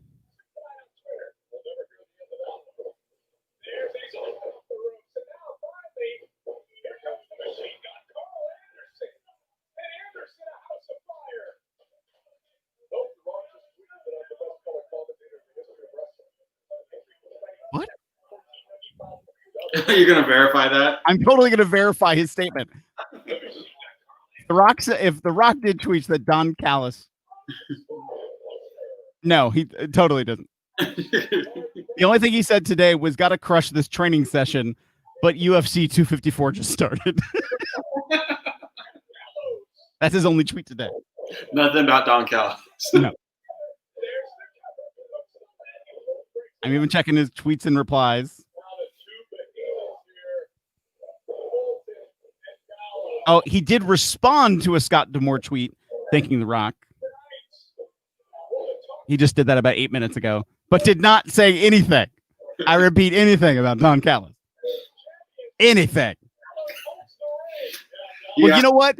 I'd be okay if it was Don Callis, as long as it wasn't Josh Matthews. God forbid. Right. I would agree there. I do believe they're a good team. But I believe Josh Matthews is one of those commentators where you need somebody like Roy stronger than him. Yeah, I agree. And I believe Don Callis is that guy. Oh. Ooh. Everybody's been beating up on the North. First Gallows. Now Sabin, but Anderson's been. Did I say Sabin?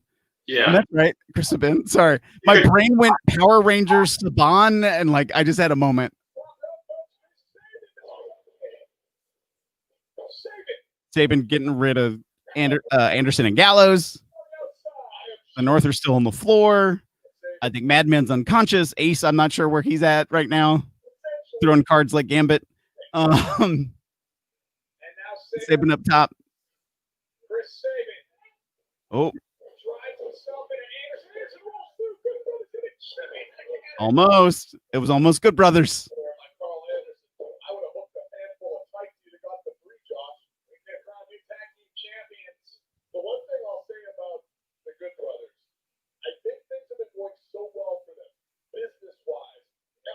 And why would you bam out the company you're in? But I will say this: the Good Brothers have any chance they got have been singing the praises about Impact Wrestling recently.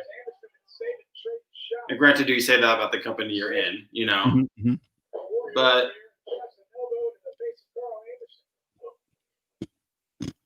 that's interesting to hear.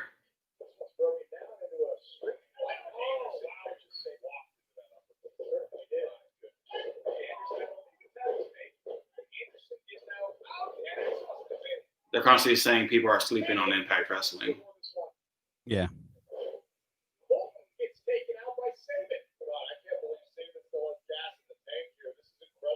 It is incredible. Ooh. Ooh. Okay. Sabin's still taking out everybody.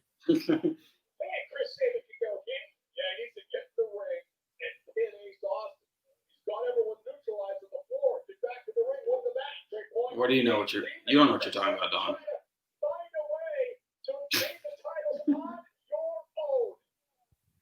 What's the last title you won? What a story it would be. Don Callis, what have you won? Well, apparently he's won recognition from The Rock in his own mind.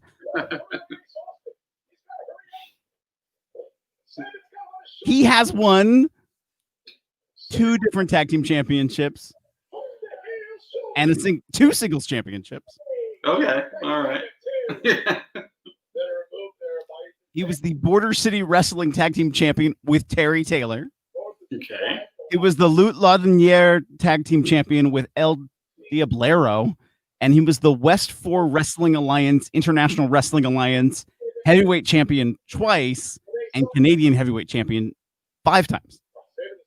Oh, wow. Okay. Okay. How long ago was this? Yeah, it was then. It was then. And now is now.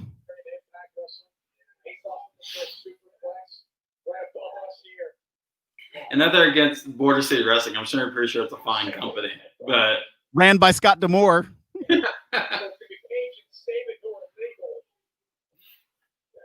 but Okay, now the North. Now that I feel better now, the North as a team are coming together. they're coming back. They're coming back. They're working on Sabin. I keep wanting to say it like Saban. Like You don't combine them. right.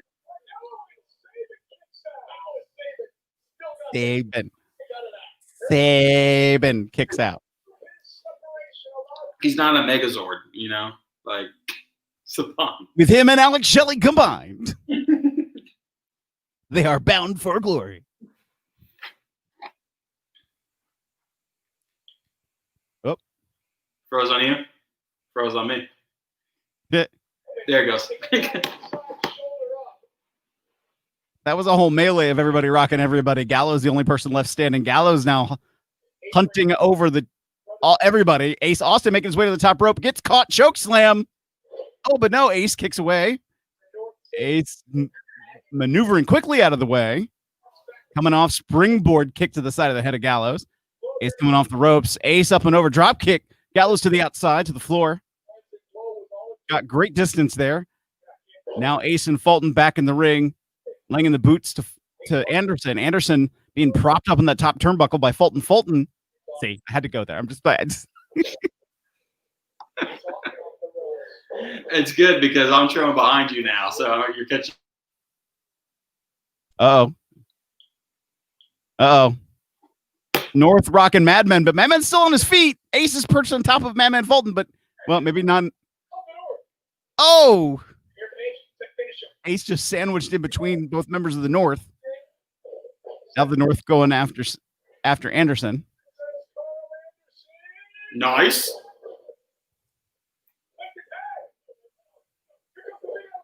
Oh.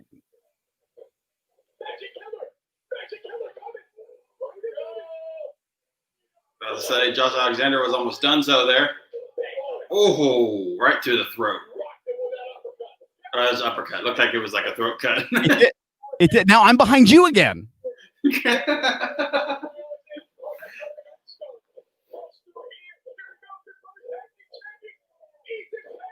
Oh no. They're not going to steal it. Yeah! Ethan Page just whacked him in the head with the belt. Josh Alexander going for the pin. Hook of the leg. Cover 1, 2, 3. The North win. The North win. And I got it right all along. Oh my goodness. Wow. Ethan Page showed up in the best shape of his life and went, hey, look at me. I should be the champion. Hey, look at this championship real closely here. You know? But I do like exactly what you said. Alex Shelley was taken out before the match even started. Mm-hmm.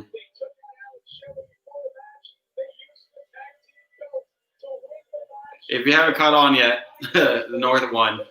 Right. Yay, the North. With a cheap shot from Ethan Page to make it happen with the belt. But they won.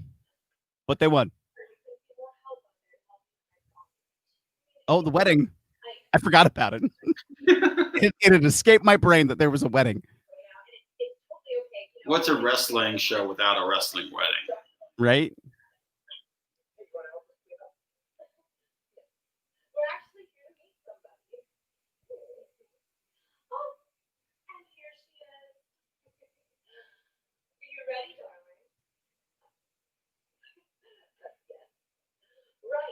Uh-oh. So now they're going to do the resurrection of James Mitchell now?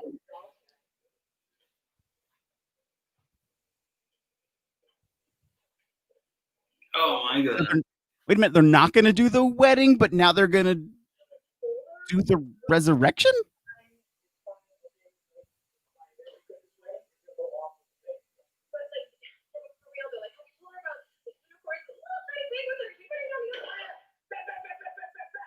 That's all I hear when you talk. You wanted me to be my own man? Guess what? I'm my own man. I went past this relationship, and whatever happens, happens, and she's gonna like it, and once she's married to me, she's gonna do what I say.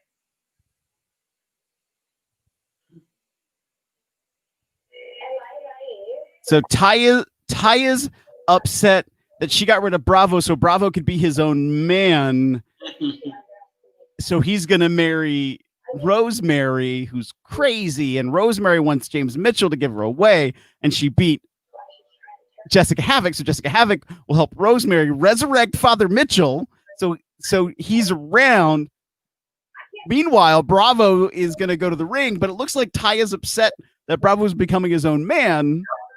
And there was passing references to like unicorns and penguins walking them down the aisle too. I'm going to forget that for the moment. Like, I'm just going to say, you following plug it away. Is all this like connecting to you? Like, you need a map? Deeply? I don't know. Deeply, I need a nap, but like.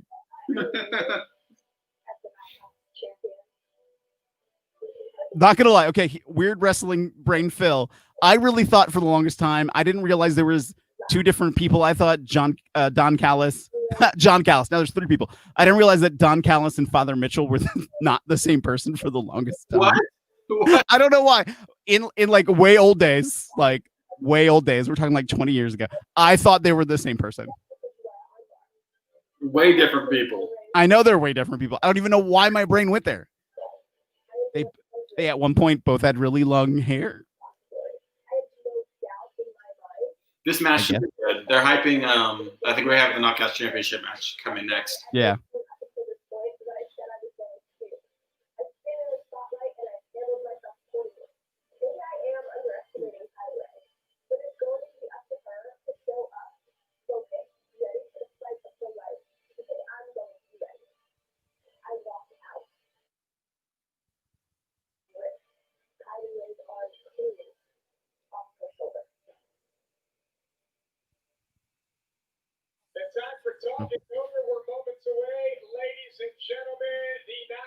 You know what? I was faster than you, and I was like, I'm going to reset my thing for just a second and see what happens. And then I ended up being a lot further behind you again. Oh, can you kind of hear my TV a little bit? Yeah, I'm trying to use that to like hear me and.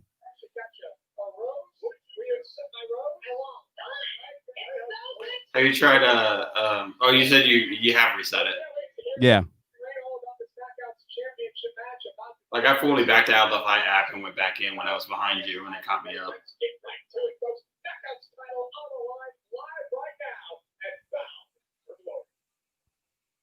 Yeah, now I'm like almost 4 seconds behind you. Love it. But that's how it was beginning of the night, right? Right. I should have left well enough alone and just not touched it. I had to mess with it.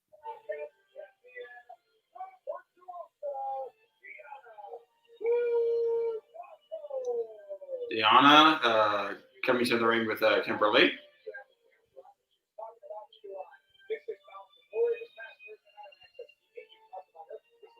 Both talented female wrestlers in their own regard.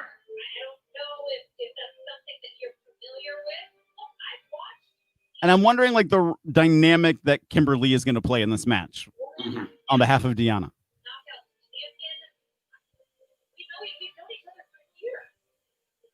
Deanna, who as recently was announced that she did sign a long-term contract with Impact Wrestling.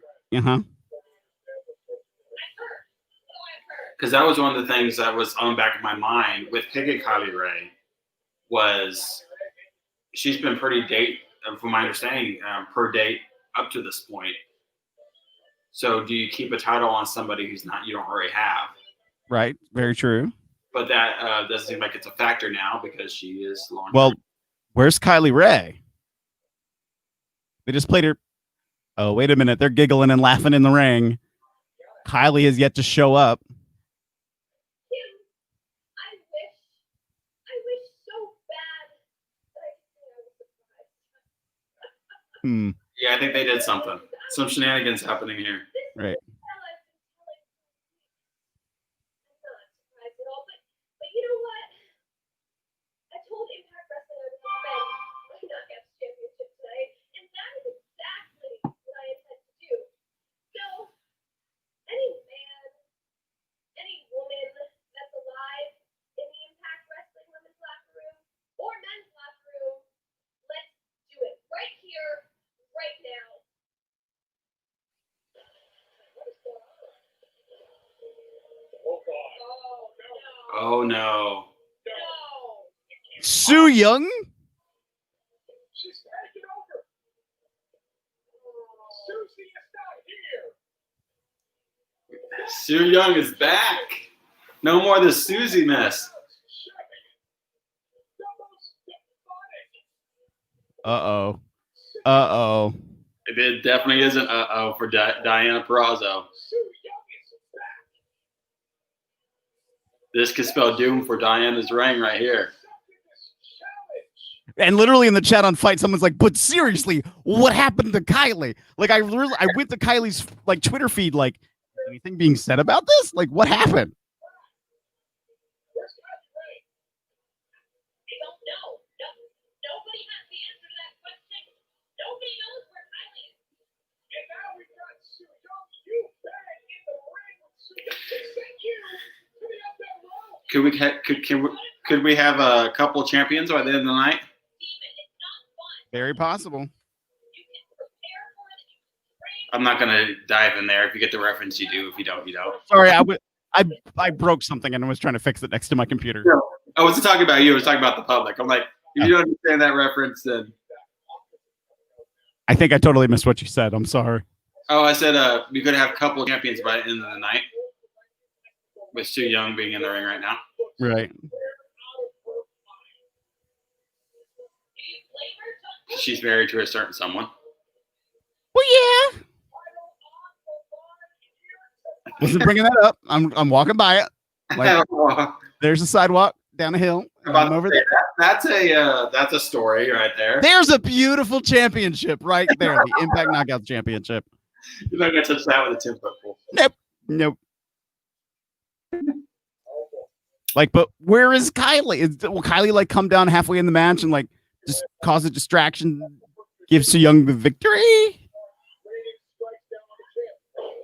Comes out in like 3 minutes and makes it a 3-way. Like, Do we have interference by the Undead Brides?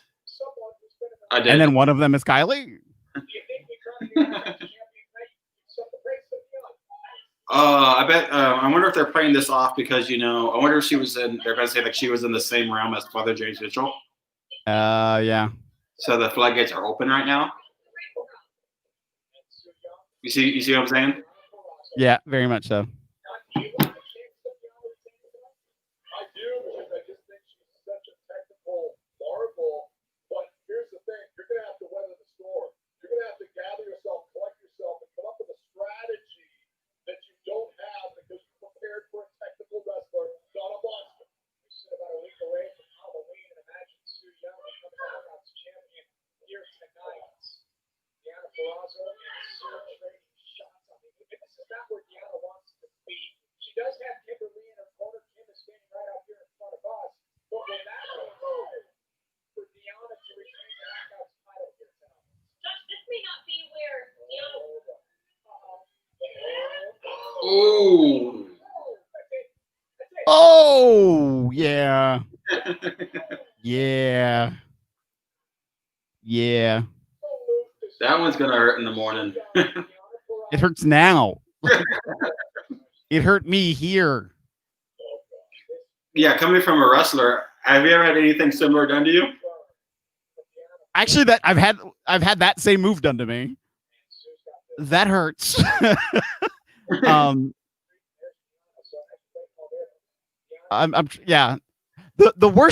worst like in-ring thing that I did in a match, because there's a whole other worser injury that I did. Worser, there's a word. I was in like I think I was in a scramble, like a 6-man scramble thing, and I was on the outside, and I'm like sort of sitting on my knees on the floor, like woozy, holding onto the side of the ring, and somebody was chasing somebody else around ringside and stepped on the back of my ankle. Oh, that hurt so bad. And I was in Montreal and had to drive back to the States. I was like, oh, this hurts. The worst in-ring injury I had was I was in a wrestling ring, but I was sparring someone in judo, and I tore my ACL, MCL, LCL, and lateral meniscus all at the same time. That's snap, crackle, and pop right there. That was fun.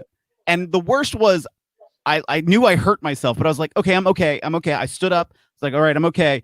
I jumped out of the ring over the top rope and landed on the floor. And I stood there. I was next to a friend of mine, and I literally was like 1, 2, and my whole leg just went. And the person who was next to me caught me on my way down to the floor. Huh. And like, I feel like if he hadn't, it would have been much worse damage. It was so much fun, let me tell you. Never wrestled, obviously, but I have been in a ring.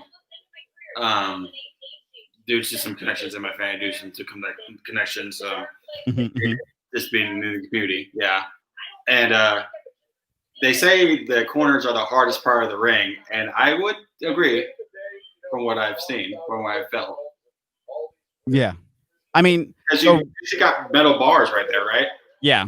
The structure. I mean, and then on top of the metal, then you have a wood platform. So right. Like when they say like that's the hardest part of the ring, because that's exactly where the metal and wood are next to each other, on top of each other. That hurts a lot. I'm like, what other weird, stupid injuries have I? I was down near a corner and someone got suplexed on top of me, and so my teeth went halfway through my lip. That was fun. I broke my thumb, like the joint here, because I went to punch somebody, and just as I went to punch them, they went to block, but like basically our fists collided, but my thumb caught like the edge of their hand.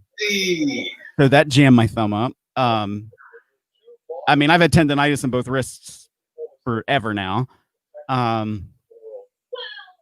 Not a wrestling injury, but one of those like annoying, stupid things is when I was 18 years old, I was a kid, and I was riding a bike, and a car was coming around a corner and crossed over into my the lane I was in, and I got run off the road, right. And I broke both of my big toes. They got caught. I was wearing flip-flops, and they got caught in the chain and broke both my big toes.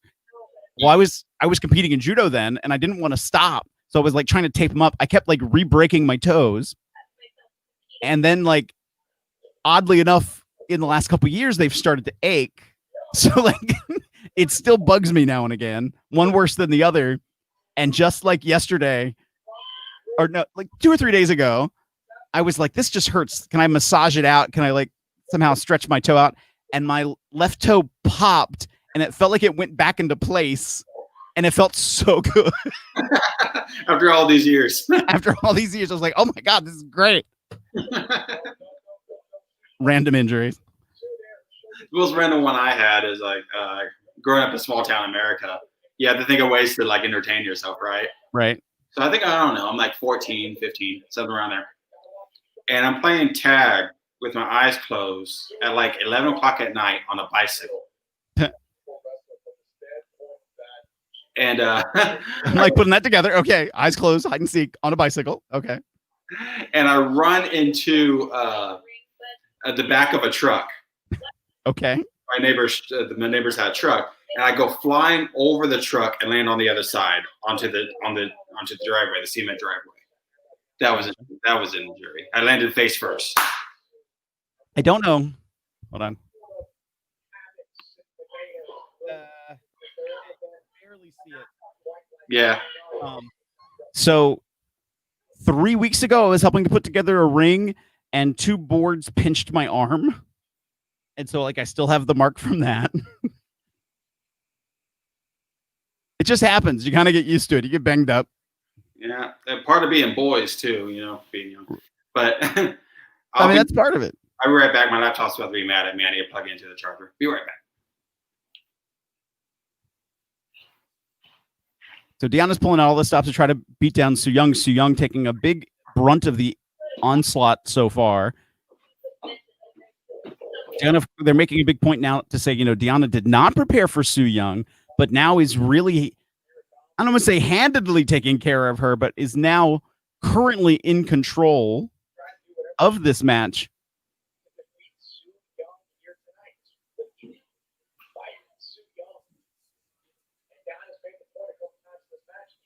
Oh, had Su Yung all tied up in the bottom rope, able to do a basement drop kick.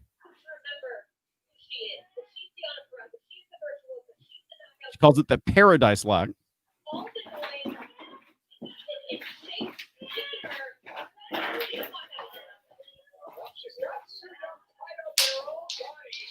Ooh. Let's see.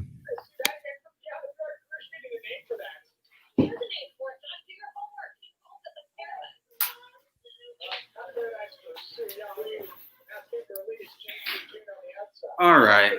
I placed the laptop gods. There you go.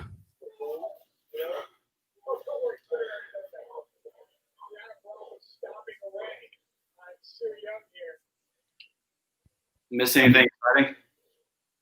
No, not really. I mean, there was a cool Paradise Lock basement drop kick to the floor. I kind of felt like the ref was out of position, so that was just a cover because I think Kimberly was going to do something. But Deanna covered with it, did big basement drop kick, got rid of Sue to the floor. But she's been pretty dominant the last couple minutes over Sue. But now both ladies are down.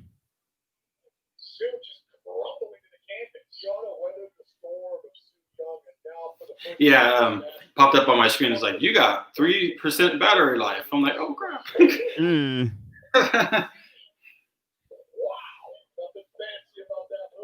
Come on, Apple, you can do better. I mean, we have been online now for 2 hours, a little over 2 hours, while you're streaming and watching a video feed. So, right. We put it that way, it's pretty impressive. That's been that lasted that long because I started at 100%, and for it just now to say that's pretty good. Yeah. Sue with a round of shots on Deanna.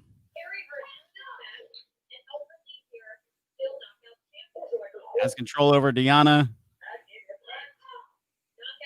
I'm like, should I give it away? I'm like, part of me is like, what is allowed when you do a talk through of a live program? Like, can you really say much about like, here's the action? Let me tell you that everything move by move, because I feel like that gives everything away. My thought is, as long as you're not showing the actual feed, then right. I think you're good.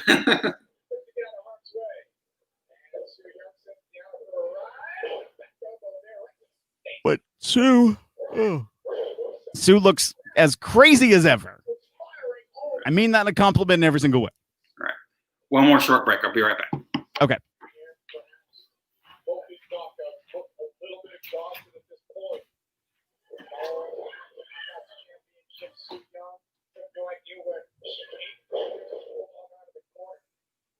Sue trying to stay on the attack of Deanna, has Deanna on the outside, bashing her around the ring, has her perched in a chair. Sue now up on the ring apron. Sue, not quite sure what she's doing. Cannonball dive to the outside.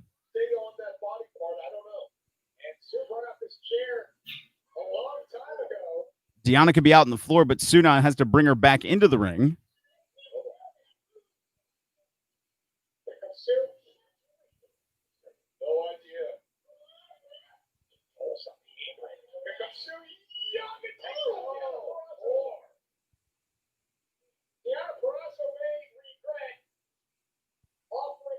Sue taking control of Deanna. Pedigree. Cover hook leg. 1, 2, and nope. Only got a 2 count.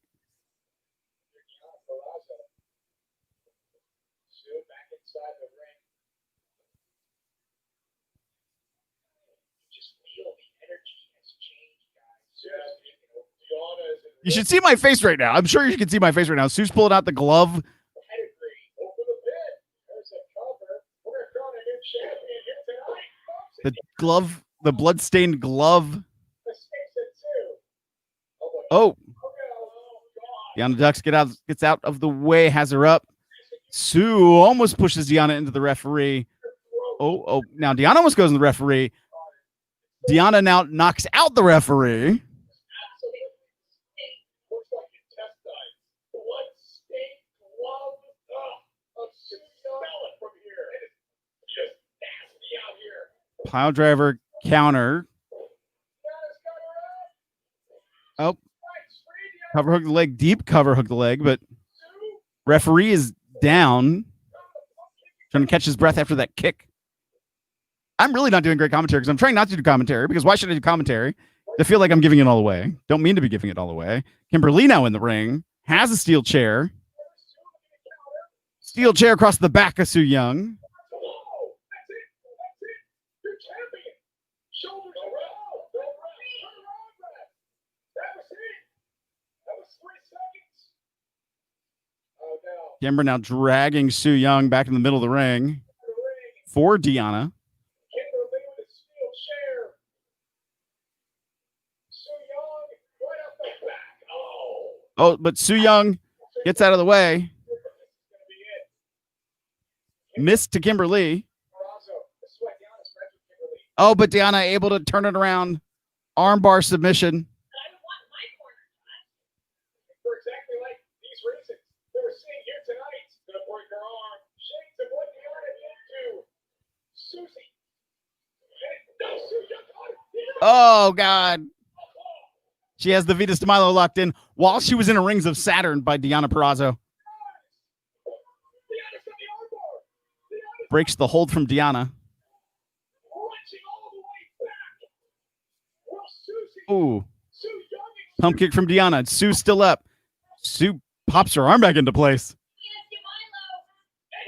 And again, Who's gonna get it? 3 pump kicks. Sue coming in for the attack. German attempt from Deanna trying to power her off. Break her. But Deanna now still focused on the arm of Sue. Sue, cut her. Shit. Deanna Peraza with a pump kick. Here we go. Oh. Sue Young. Sue with the panic switch. Ref is back up. Cover hook of the leg. 1, slow count from the ref. 2, and 3.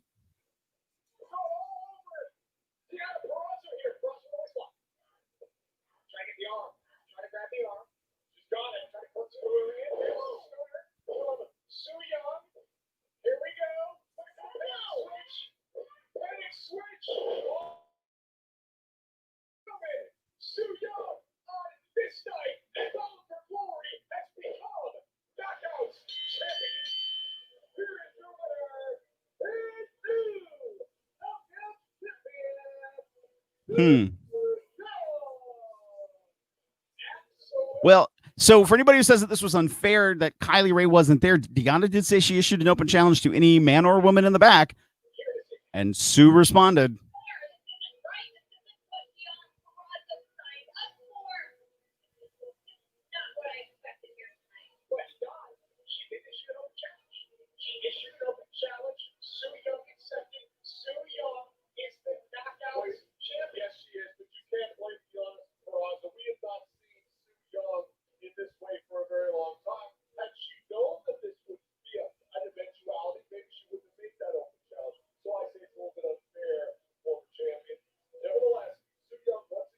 Okay, they're now announcing that the Knockouts Tag Team Championship will return. Sue Young and ladies and gentlemen, Sue Young isn't going to be the only knockout carrying championship gold in the near future here in Impact Wrestling Madison Ring.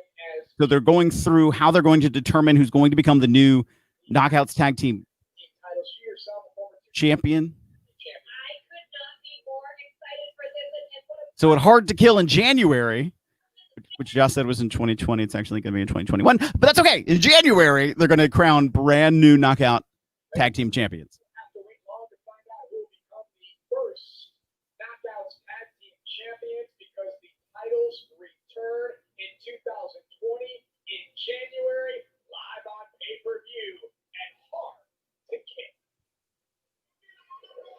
So Hard to Kill is going to take place January 16th for Impact Wrestling. There you go. Oh, Josh has now corrected himself. Good on you, Josh. Good on you. January 16th, 2021.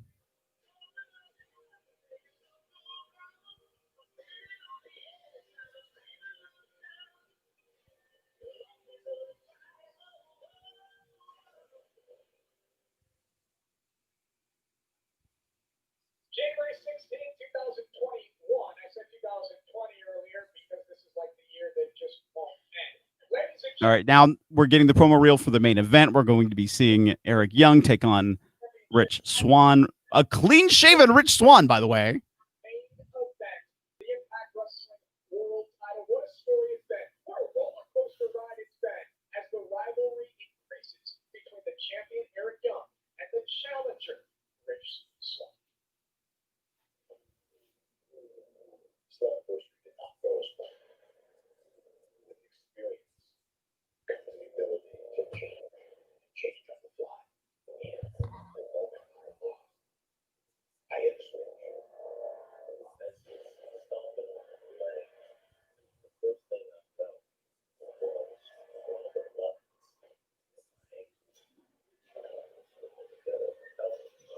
This is a tough business. It's been a hard business long before I got into it, and it would be a hard business long after I leave. I sat back and I thought, Still no word on what happened to Kylie Ray. about to be taken away. Showed up to the doctors. This same guy did surgery. I looked up in his eyes. I said, I'm kind of going through Twitter just to see if I can see anything. People are very happy with the match, it seems like, but just sort of like, what's up with Kylie Ray? What happened? Why wasn't she there? What about Kylie Ray? There was such a build for that match. very guy. It's like changed my career. Started to live my life. And that will change. Don't you care? You got your concerns. You're gonna ask me. Let me get back this way. Like her. I'm the only person in the damn company that's been. I don't know. There's this weird piece of my brain seeing from some of the promo work is like Scott D'Amore looked at Rich Swann and was like, you need to take this piece of crap out, talking about Eric Young. Eric Young's attacked Scott D'Amore, but there's part of my brain that's like, I wonder if Scott's aligned with Eric Young. Like this is all a swerve. Hey. Oh, hey. So from what I've heard, because you're excellent play-by-play, is we got a new Knockouts champion, Stu Young. Yep. Knockout Tag Team Championships are coming back. Yep. Did they mention how? You will find out the new champions at Hard to Kill on January 16th of 2021, not 2020, Josh Matthews, 2021. So waiting to see what happens there. I don't know if that means they're going to do a tournament up to that date, if they'll determine, a four-way finals, like however they make that determination. I'm sure we'll find out more out about that soon. But now we're getting ready for the main event, Eric Young versus Rich Swann. Doing a quick scan.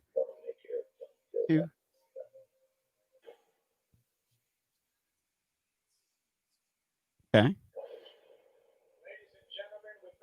What I was looking for was Bound for Glory. Apparently is trending number 9 in the world right now. All right. At least it's trending, right? Yep. Actually, I have it as number 8 right now. Number 8. Has put out of Impact Wrestling since becoming champion. Can Rich Swann change that tonight?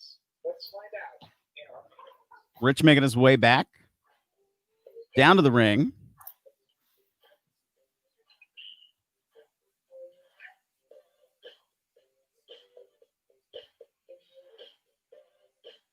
Rich Swann, his career, now he thought it was over. Rich came out, announced he was retiring. He was attacked after that by Eric Young. Eric Young, who returned to Impact Wrestling in July, its anniversary, was made out of the 5-way championship elimination that 5 Swann snapped, lost his mind, tried to take out Rich, went after him for months. In good old Rich Swann fashion, has to dance a little bit. Just a little bit, but it's more serious. It wasn't like super fun loving Rich Swann. Right.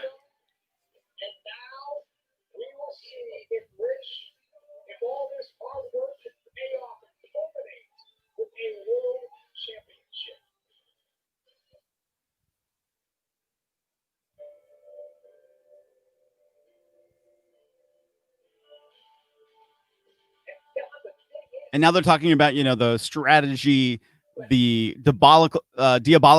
diabolical. What is wrong with my ability to say words with the letter A today, apparently?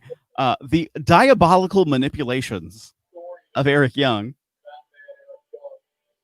Put that on a t-shirt. Right. Diabolical manipulations.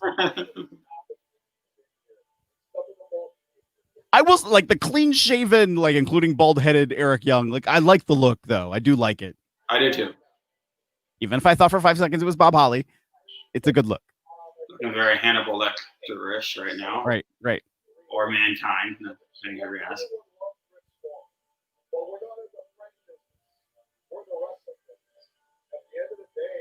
How many times have we heard that line there? Say that again? We're not in the friend business. We're in the wrestling business. Right. This ain't ballet, people.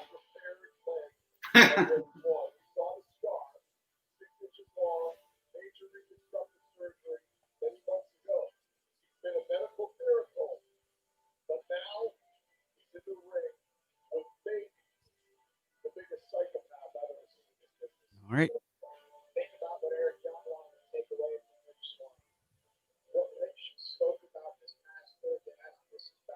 Once again with the freedom thing. Right. Eric Young with freedom across his back. There's this trend in Bound for Glory tonight. Freedom.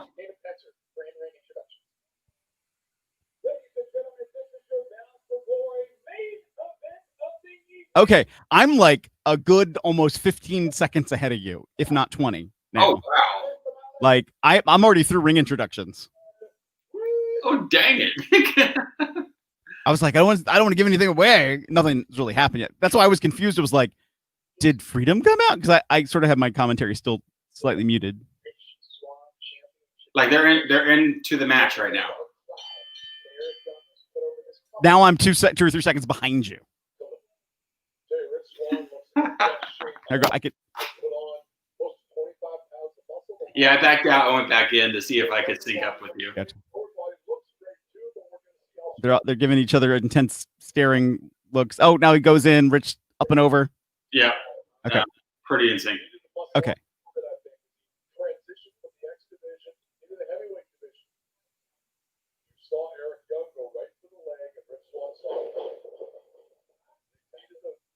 Little cat and mouse game going on. Right. Rich goes in. Eric goes out of the way. Eric goes in. Rich dives over. Eric is promising to make Rich Swann pay. Oh! Swann tries to dive out of the way again. Eric catches him. Now going to work over that ankle. But Rich able to use the leverage from his legs to pull down Eric into a headlock. Goes up against the rope. Pushes off Rich Swann. Does Eric Young. Coming now off a tackle. Eric coming off the ropes. Leapfrog from Rich Swann. Ooh! Standing. I don't even know what to call it. Into a head scissors. Now drop kick from Rich Swann. And a second. Oh, fake out. Oh. Eric trying to get some distance, staying on the outside of the ring. Probably a good decision.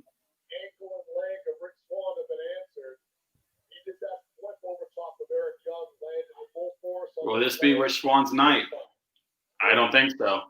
I don't think, and Phil said that he didn't think so either. I didn't think so either. But, it's going to be a good match. The night before Rich hurt his ankle, he had a one-on-one match with Sami Callihan. Yeah. And was solid. And Sami had asked me a question like, was the match really that good? And I was like, yes, it was really that good. And they've wrestled before. And I was like, this is the best match I've seen of the two of you have. And it was just a solid match. And he's like, oh, okay. He was like, he knows Rich. I mean, they've delved into the story between Sami and Rich on television. And they know each other so well. So them in a match is just, it's like butter. It was an excellent match. It was really. Right. I put up there just like LAX versus the OGs. I don't know if you saw that one. That match was very good. But I say all that just to put over the point that like Rich is can be a main event guy. Rich is a guy who can really, really go. And I think sometimes people forget that, or a lot of people, of course, know Rich because of his time with the WWE and being the cruiserweight champion. And people have that frame of reference when it comes to Rich Swann. Yeah, but he's much more than that. All right. Oh my gosh. So Sammy versus Eddie was, I would say, on par with that too. Mm-hmm. Oh, Eric bringing down Rich Swann, going back after that ankle again, that leg. Rich able to roll through, sends Eric Young to the floor. Rich Swann drop kick through the middle and bottom rope. Now on the ring apron, Rich Swann eyes up Eric Young, comes diving off. Rich using his full body weight behind him to take out Eric Young. Repeated action. I would say this is very much a brains versus bronze type of scenario. A little bit, yeah. Like, oh, he's a bigger competitor than me. How do I measure myself to make sure I'm taking control in the match? Big right hand from Rich Swann.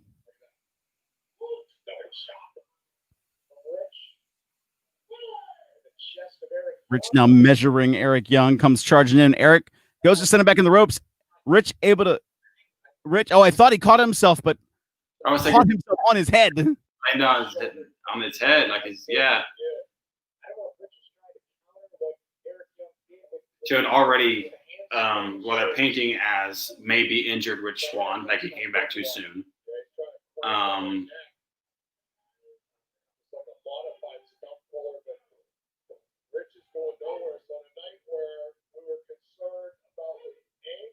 Rich might be counted out now. Let's say, is this kayfabe or is this? I mean, no, the ref's letting Rich stay on the floor right now.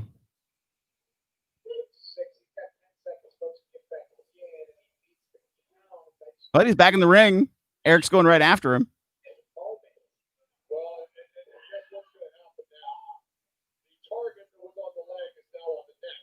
Right in the fun dips. Right. Perch him over the top rope.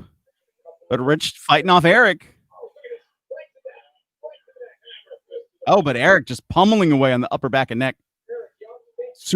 What is he going for? Some sort of like reverse cutter, you would call that? Was that the right terminology there? That's a good way to put it. I'm just like, I don't even know what I saw. It was like a wheelbarrow. You're right. And then there was sort of like this reverse cutter action. Eric's now tried 3 consecutive pins. Rich just kicked out at 2 every time. But his neck is really giving him some problems.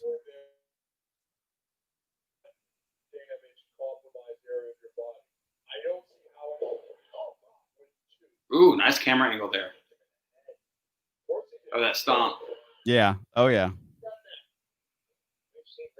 And still just targeting after that neck and upper back is Eric Young. Eric Young is going to be unrelenting and ripping away on the head and neck.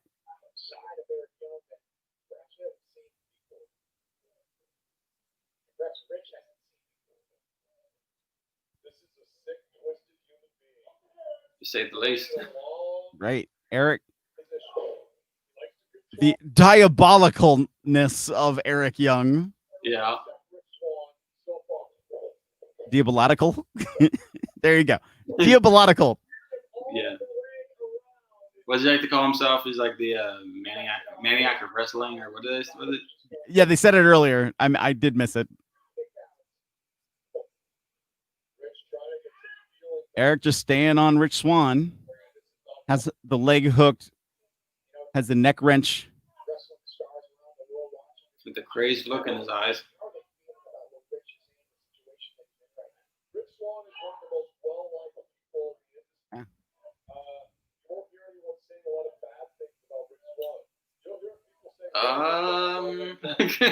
Okay, I'm not gonna go there.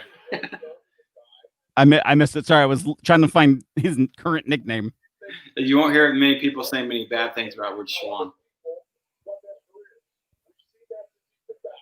Unfortunately.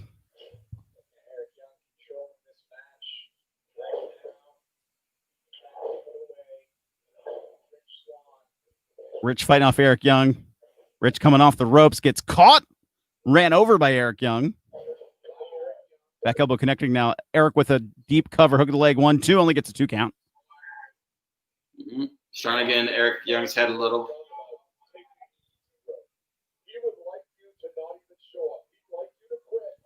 Go, screaming, go away. Because that's the easy play for him. I don't think Rich has that in him, Josh.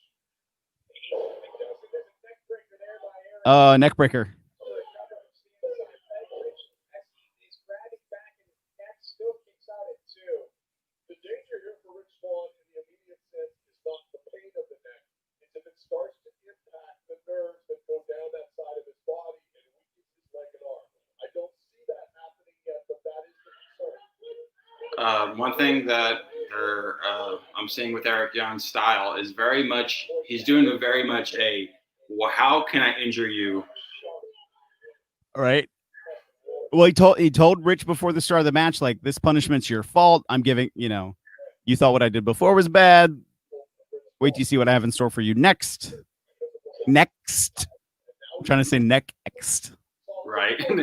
Because I'm about to say, he sees Rich Swann favoring that neck. Right. And he's very much zeroed in on it.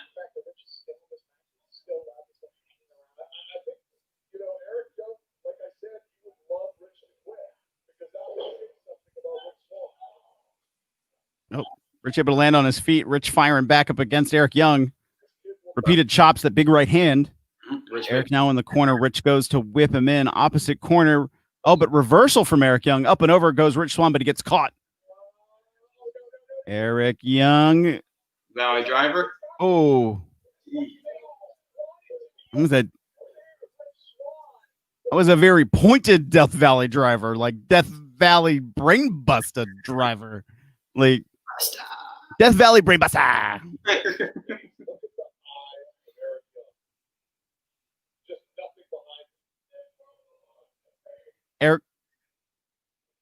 Eric just shouting for Rich Swann to quit, saying this world belongs to him.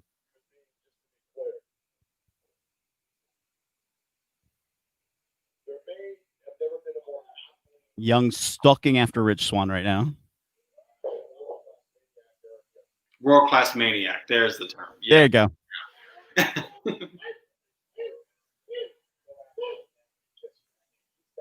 And I think he's lived up to that.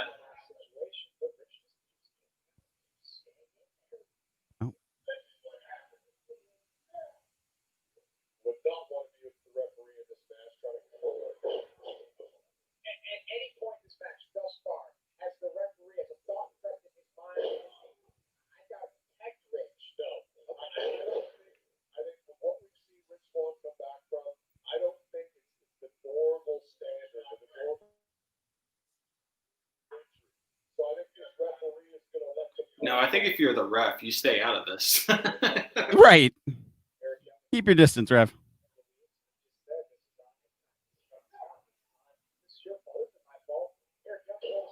Right. Eric shouting was saying, this is all an impact. This is all on Rich Swann himself. This is all on Scott D'Amore. It isn't his fault. It's their fault. They created the situation. And the new man who is Eric Young. Yeah. Which seems to be Eric Young's MO right now. Right. It's his fault.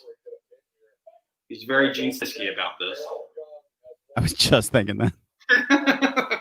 Like, maybe that's not the best of references. I like Gene. But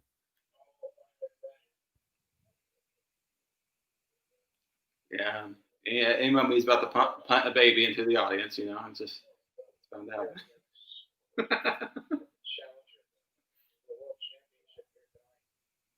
Rich trying to get back up on his feet.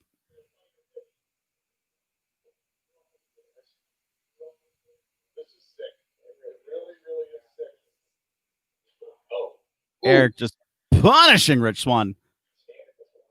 Big right hand out of left field. Random, and this might not be true, but they moved it away so fast. I think Scott D'Amore is one of the camera guys. Maybe. I might be wrong about that.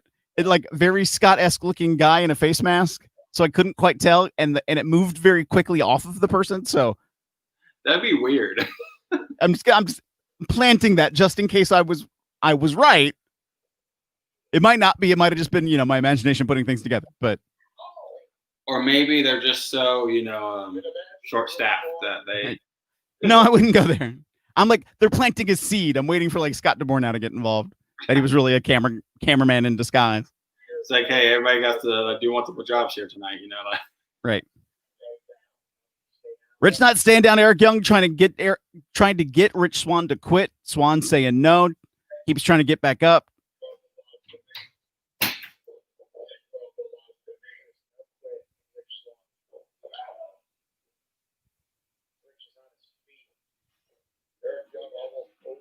Oh, Rich is on his feet. He's not going down this time. He's taking a lot of punishment. That big right hand again from Eric Young and another, but Rich not going down.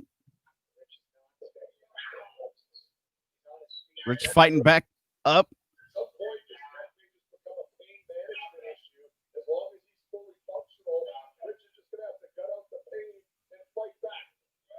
That's not sanitary. All right, just a little bit. I mean, he is friends with Sami Callihan.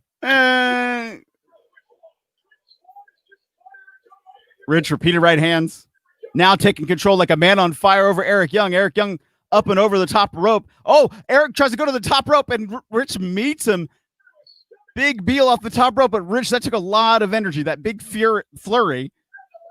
Eric is down. Rich is down.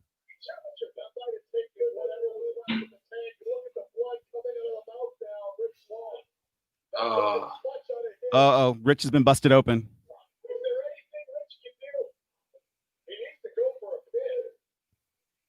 Rich's leg is hurting. Rich's neck is hurting. He's has blood in his mouth. Do you see the camera guy right there on the right? Oh, they moved scenes again.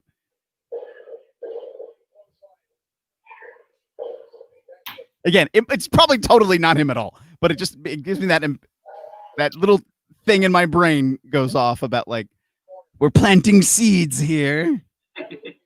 Or like I told you, like multiple, it's a skeleton crew here.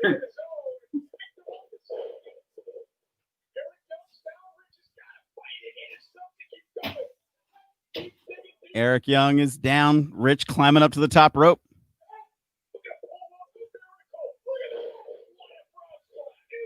Frog splash. But Eric kick out. Only got a 2 count out of it.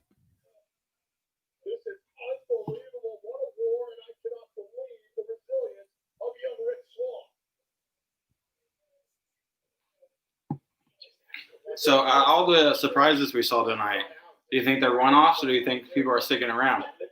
I don't know. I don't know. Part of me is like, I feel Swag was probably a one-off. Like, I don't know. Daivari, I could see sticking around. I don't know. Part of me is like, I wonder where they're going to go next with all of it. Is Heath Slater going to be saved by Rhino? Is that what Rhino uses his call a shot trophy for?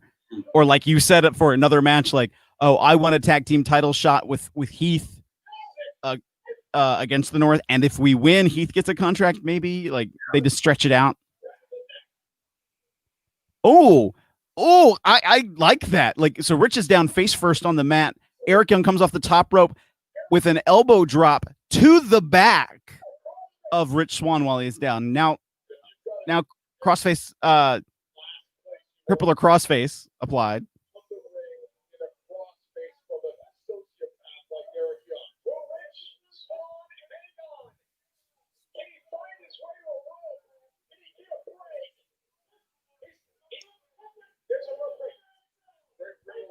Oh, but Rich able to make it to the ropes, get to break.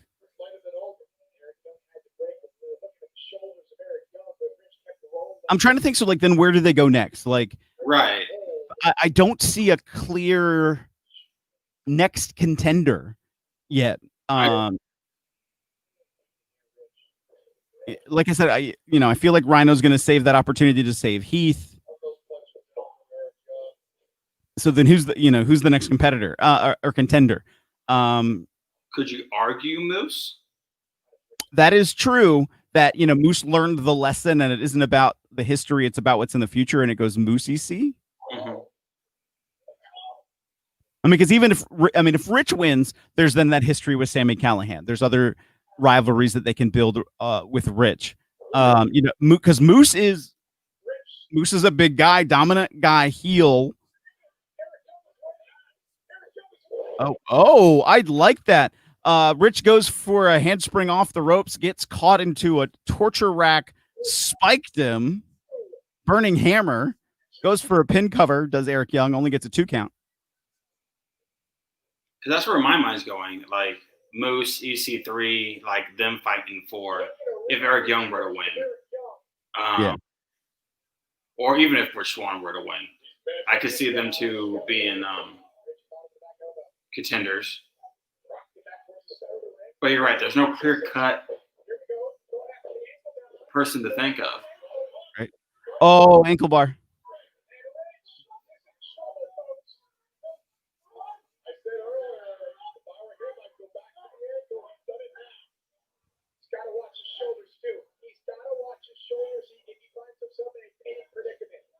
But I don't know if I would go Moose Eric Young because I don't know. Right. A lot of times heel doesn't work. Right. And we just got that dynamic with Moose and EC3. So now you would go for it again with Moose and Eric Young. But right now, like, I don't know. I'm trying to think who else would be a convincing challenger for Eric Young. I feel like they would have to build somebody up then to be that next number one contender. Mhm. I'm probably missing somebody. I'm probably overlooking somebody so obvious in my brain. Eric Young, EC3 could be an interesting dynamic. Right.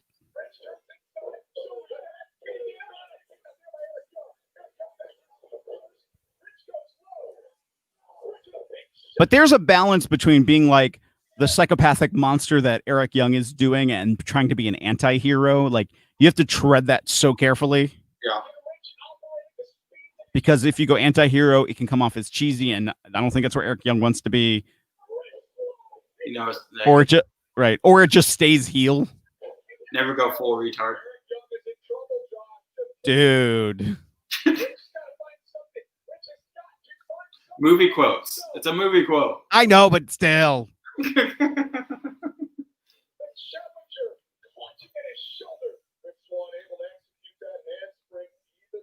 Or I think better way to put it is keep it simple, stupid, right?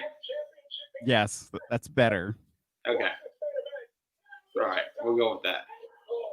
But I can't take back what I said, but Right. But you get what I'm saying. Like, keep it simple, stupid. Right. Okay, I like this. Eric Young has put Rich Swann in the trio. Whoa. And goes away like he's gonna do a drop kick or something. Comes back and just keeps wrenching and pulling on the weakened ankle that's hooked on the top turnbuckle of Rich Swann. I really like that. Ooh, nice cutter. Yes.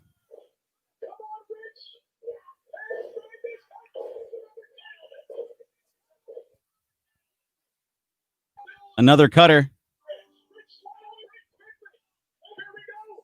Rich had Eric Young down, going up top.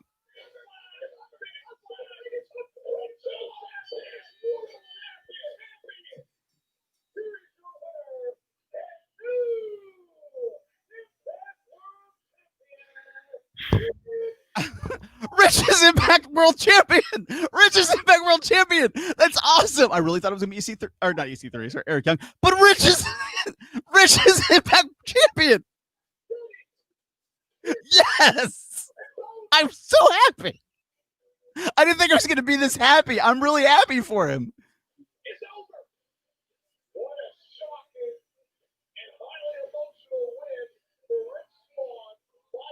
You can tell this means a lot.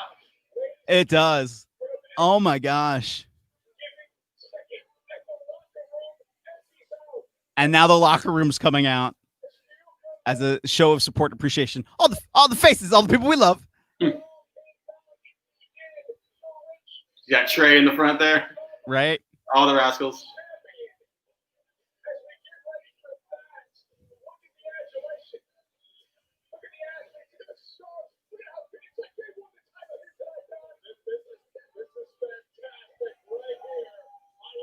Is that Deanna Purrazzo?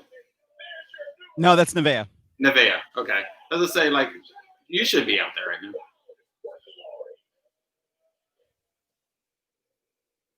That was a good night. Yeah. Overall, pretty good. I'm so happy Rich won. My heart just leapt like legitimately out for him. All right. Final thoughts. I'm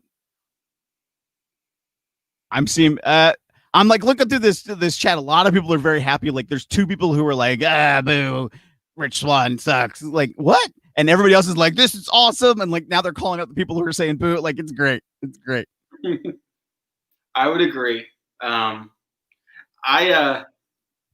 honestly thought it was gonna be Eric Young. I really did. But everything to me read that it was gonna be him, but I was wrong. I'm okay being wrong. I'm okay with being wrong too. You could tell in Rich Swann's face that this meant a lot. Yeah.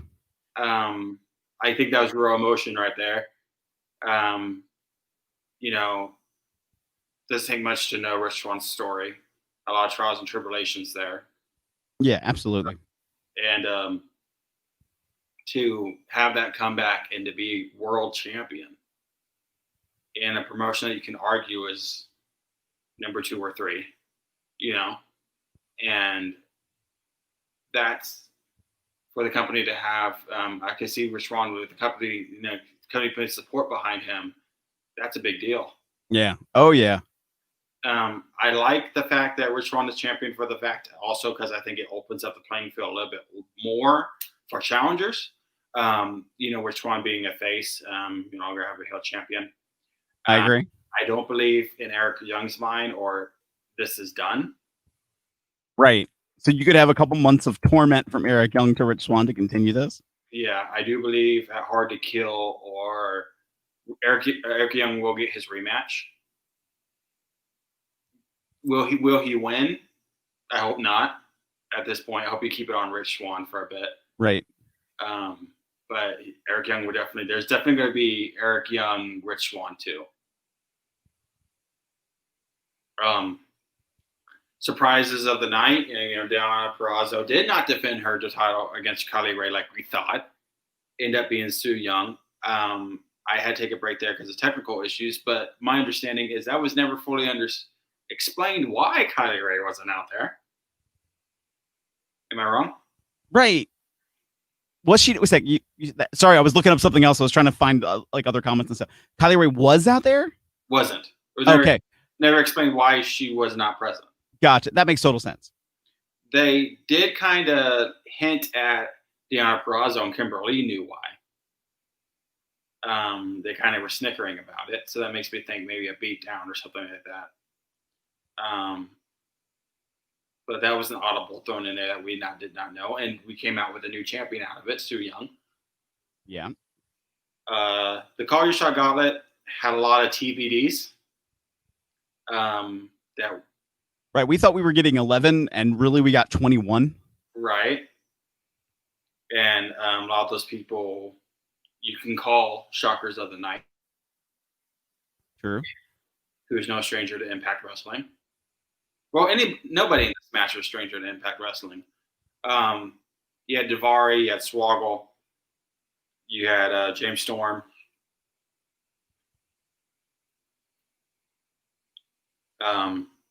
What was the other surprise, Phil? I'm forgetting one.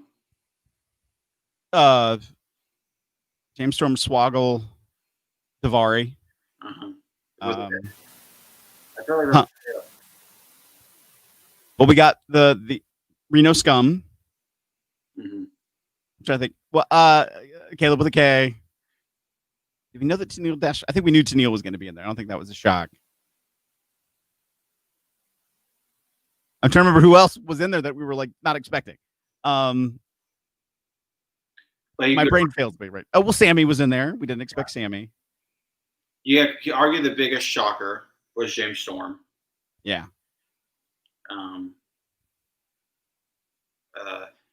And I'm guessing out of all the people in there, like we were touching on before, I think you're right that if anybody's sticking around, it's probably Daivari and probably James Storm as well. But Swoggle was out there in the celebration. And if you one-off. I don't know why he'd be out there. Right. So he's around. We left with new tag team champions. Mm-hmm. Yeah, the North one. With the North. I was sworn that Motor City Machine Guns were going to retain. I like the way they played it, though. Right. We were taking out Shoei in the beginning there, and it was an uphill battle for Saban, which he did not end up winning. But yeah, overall, I'd say it was a good night. I agree. Out of 5 stars, I think I would give this pay-per-view a solid 4.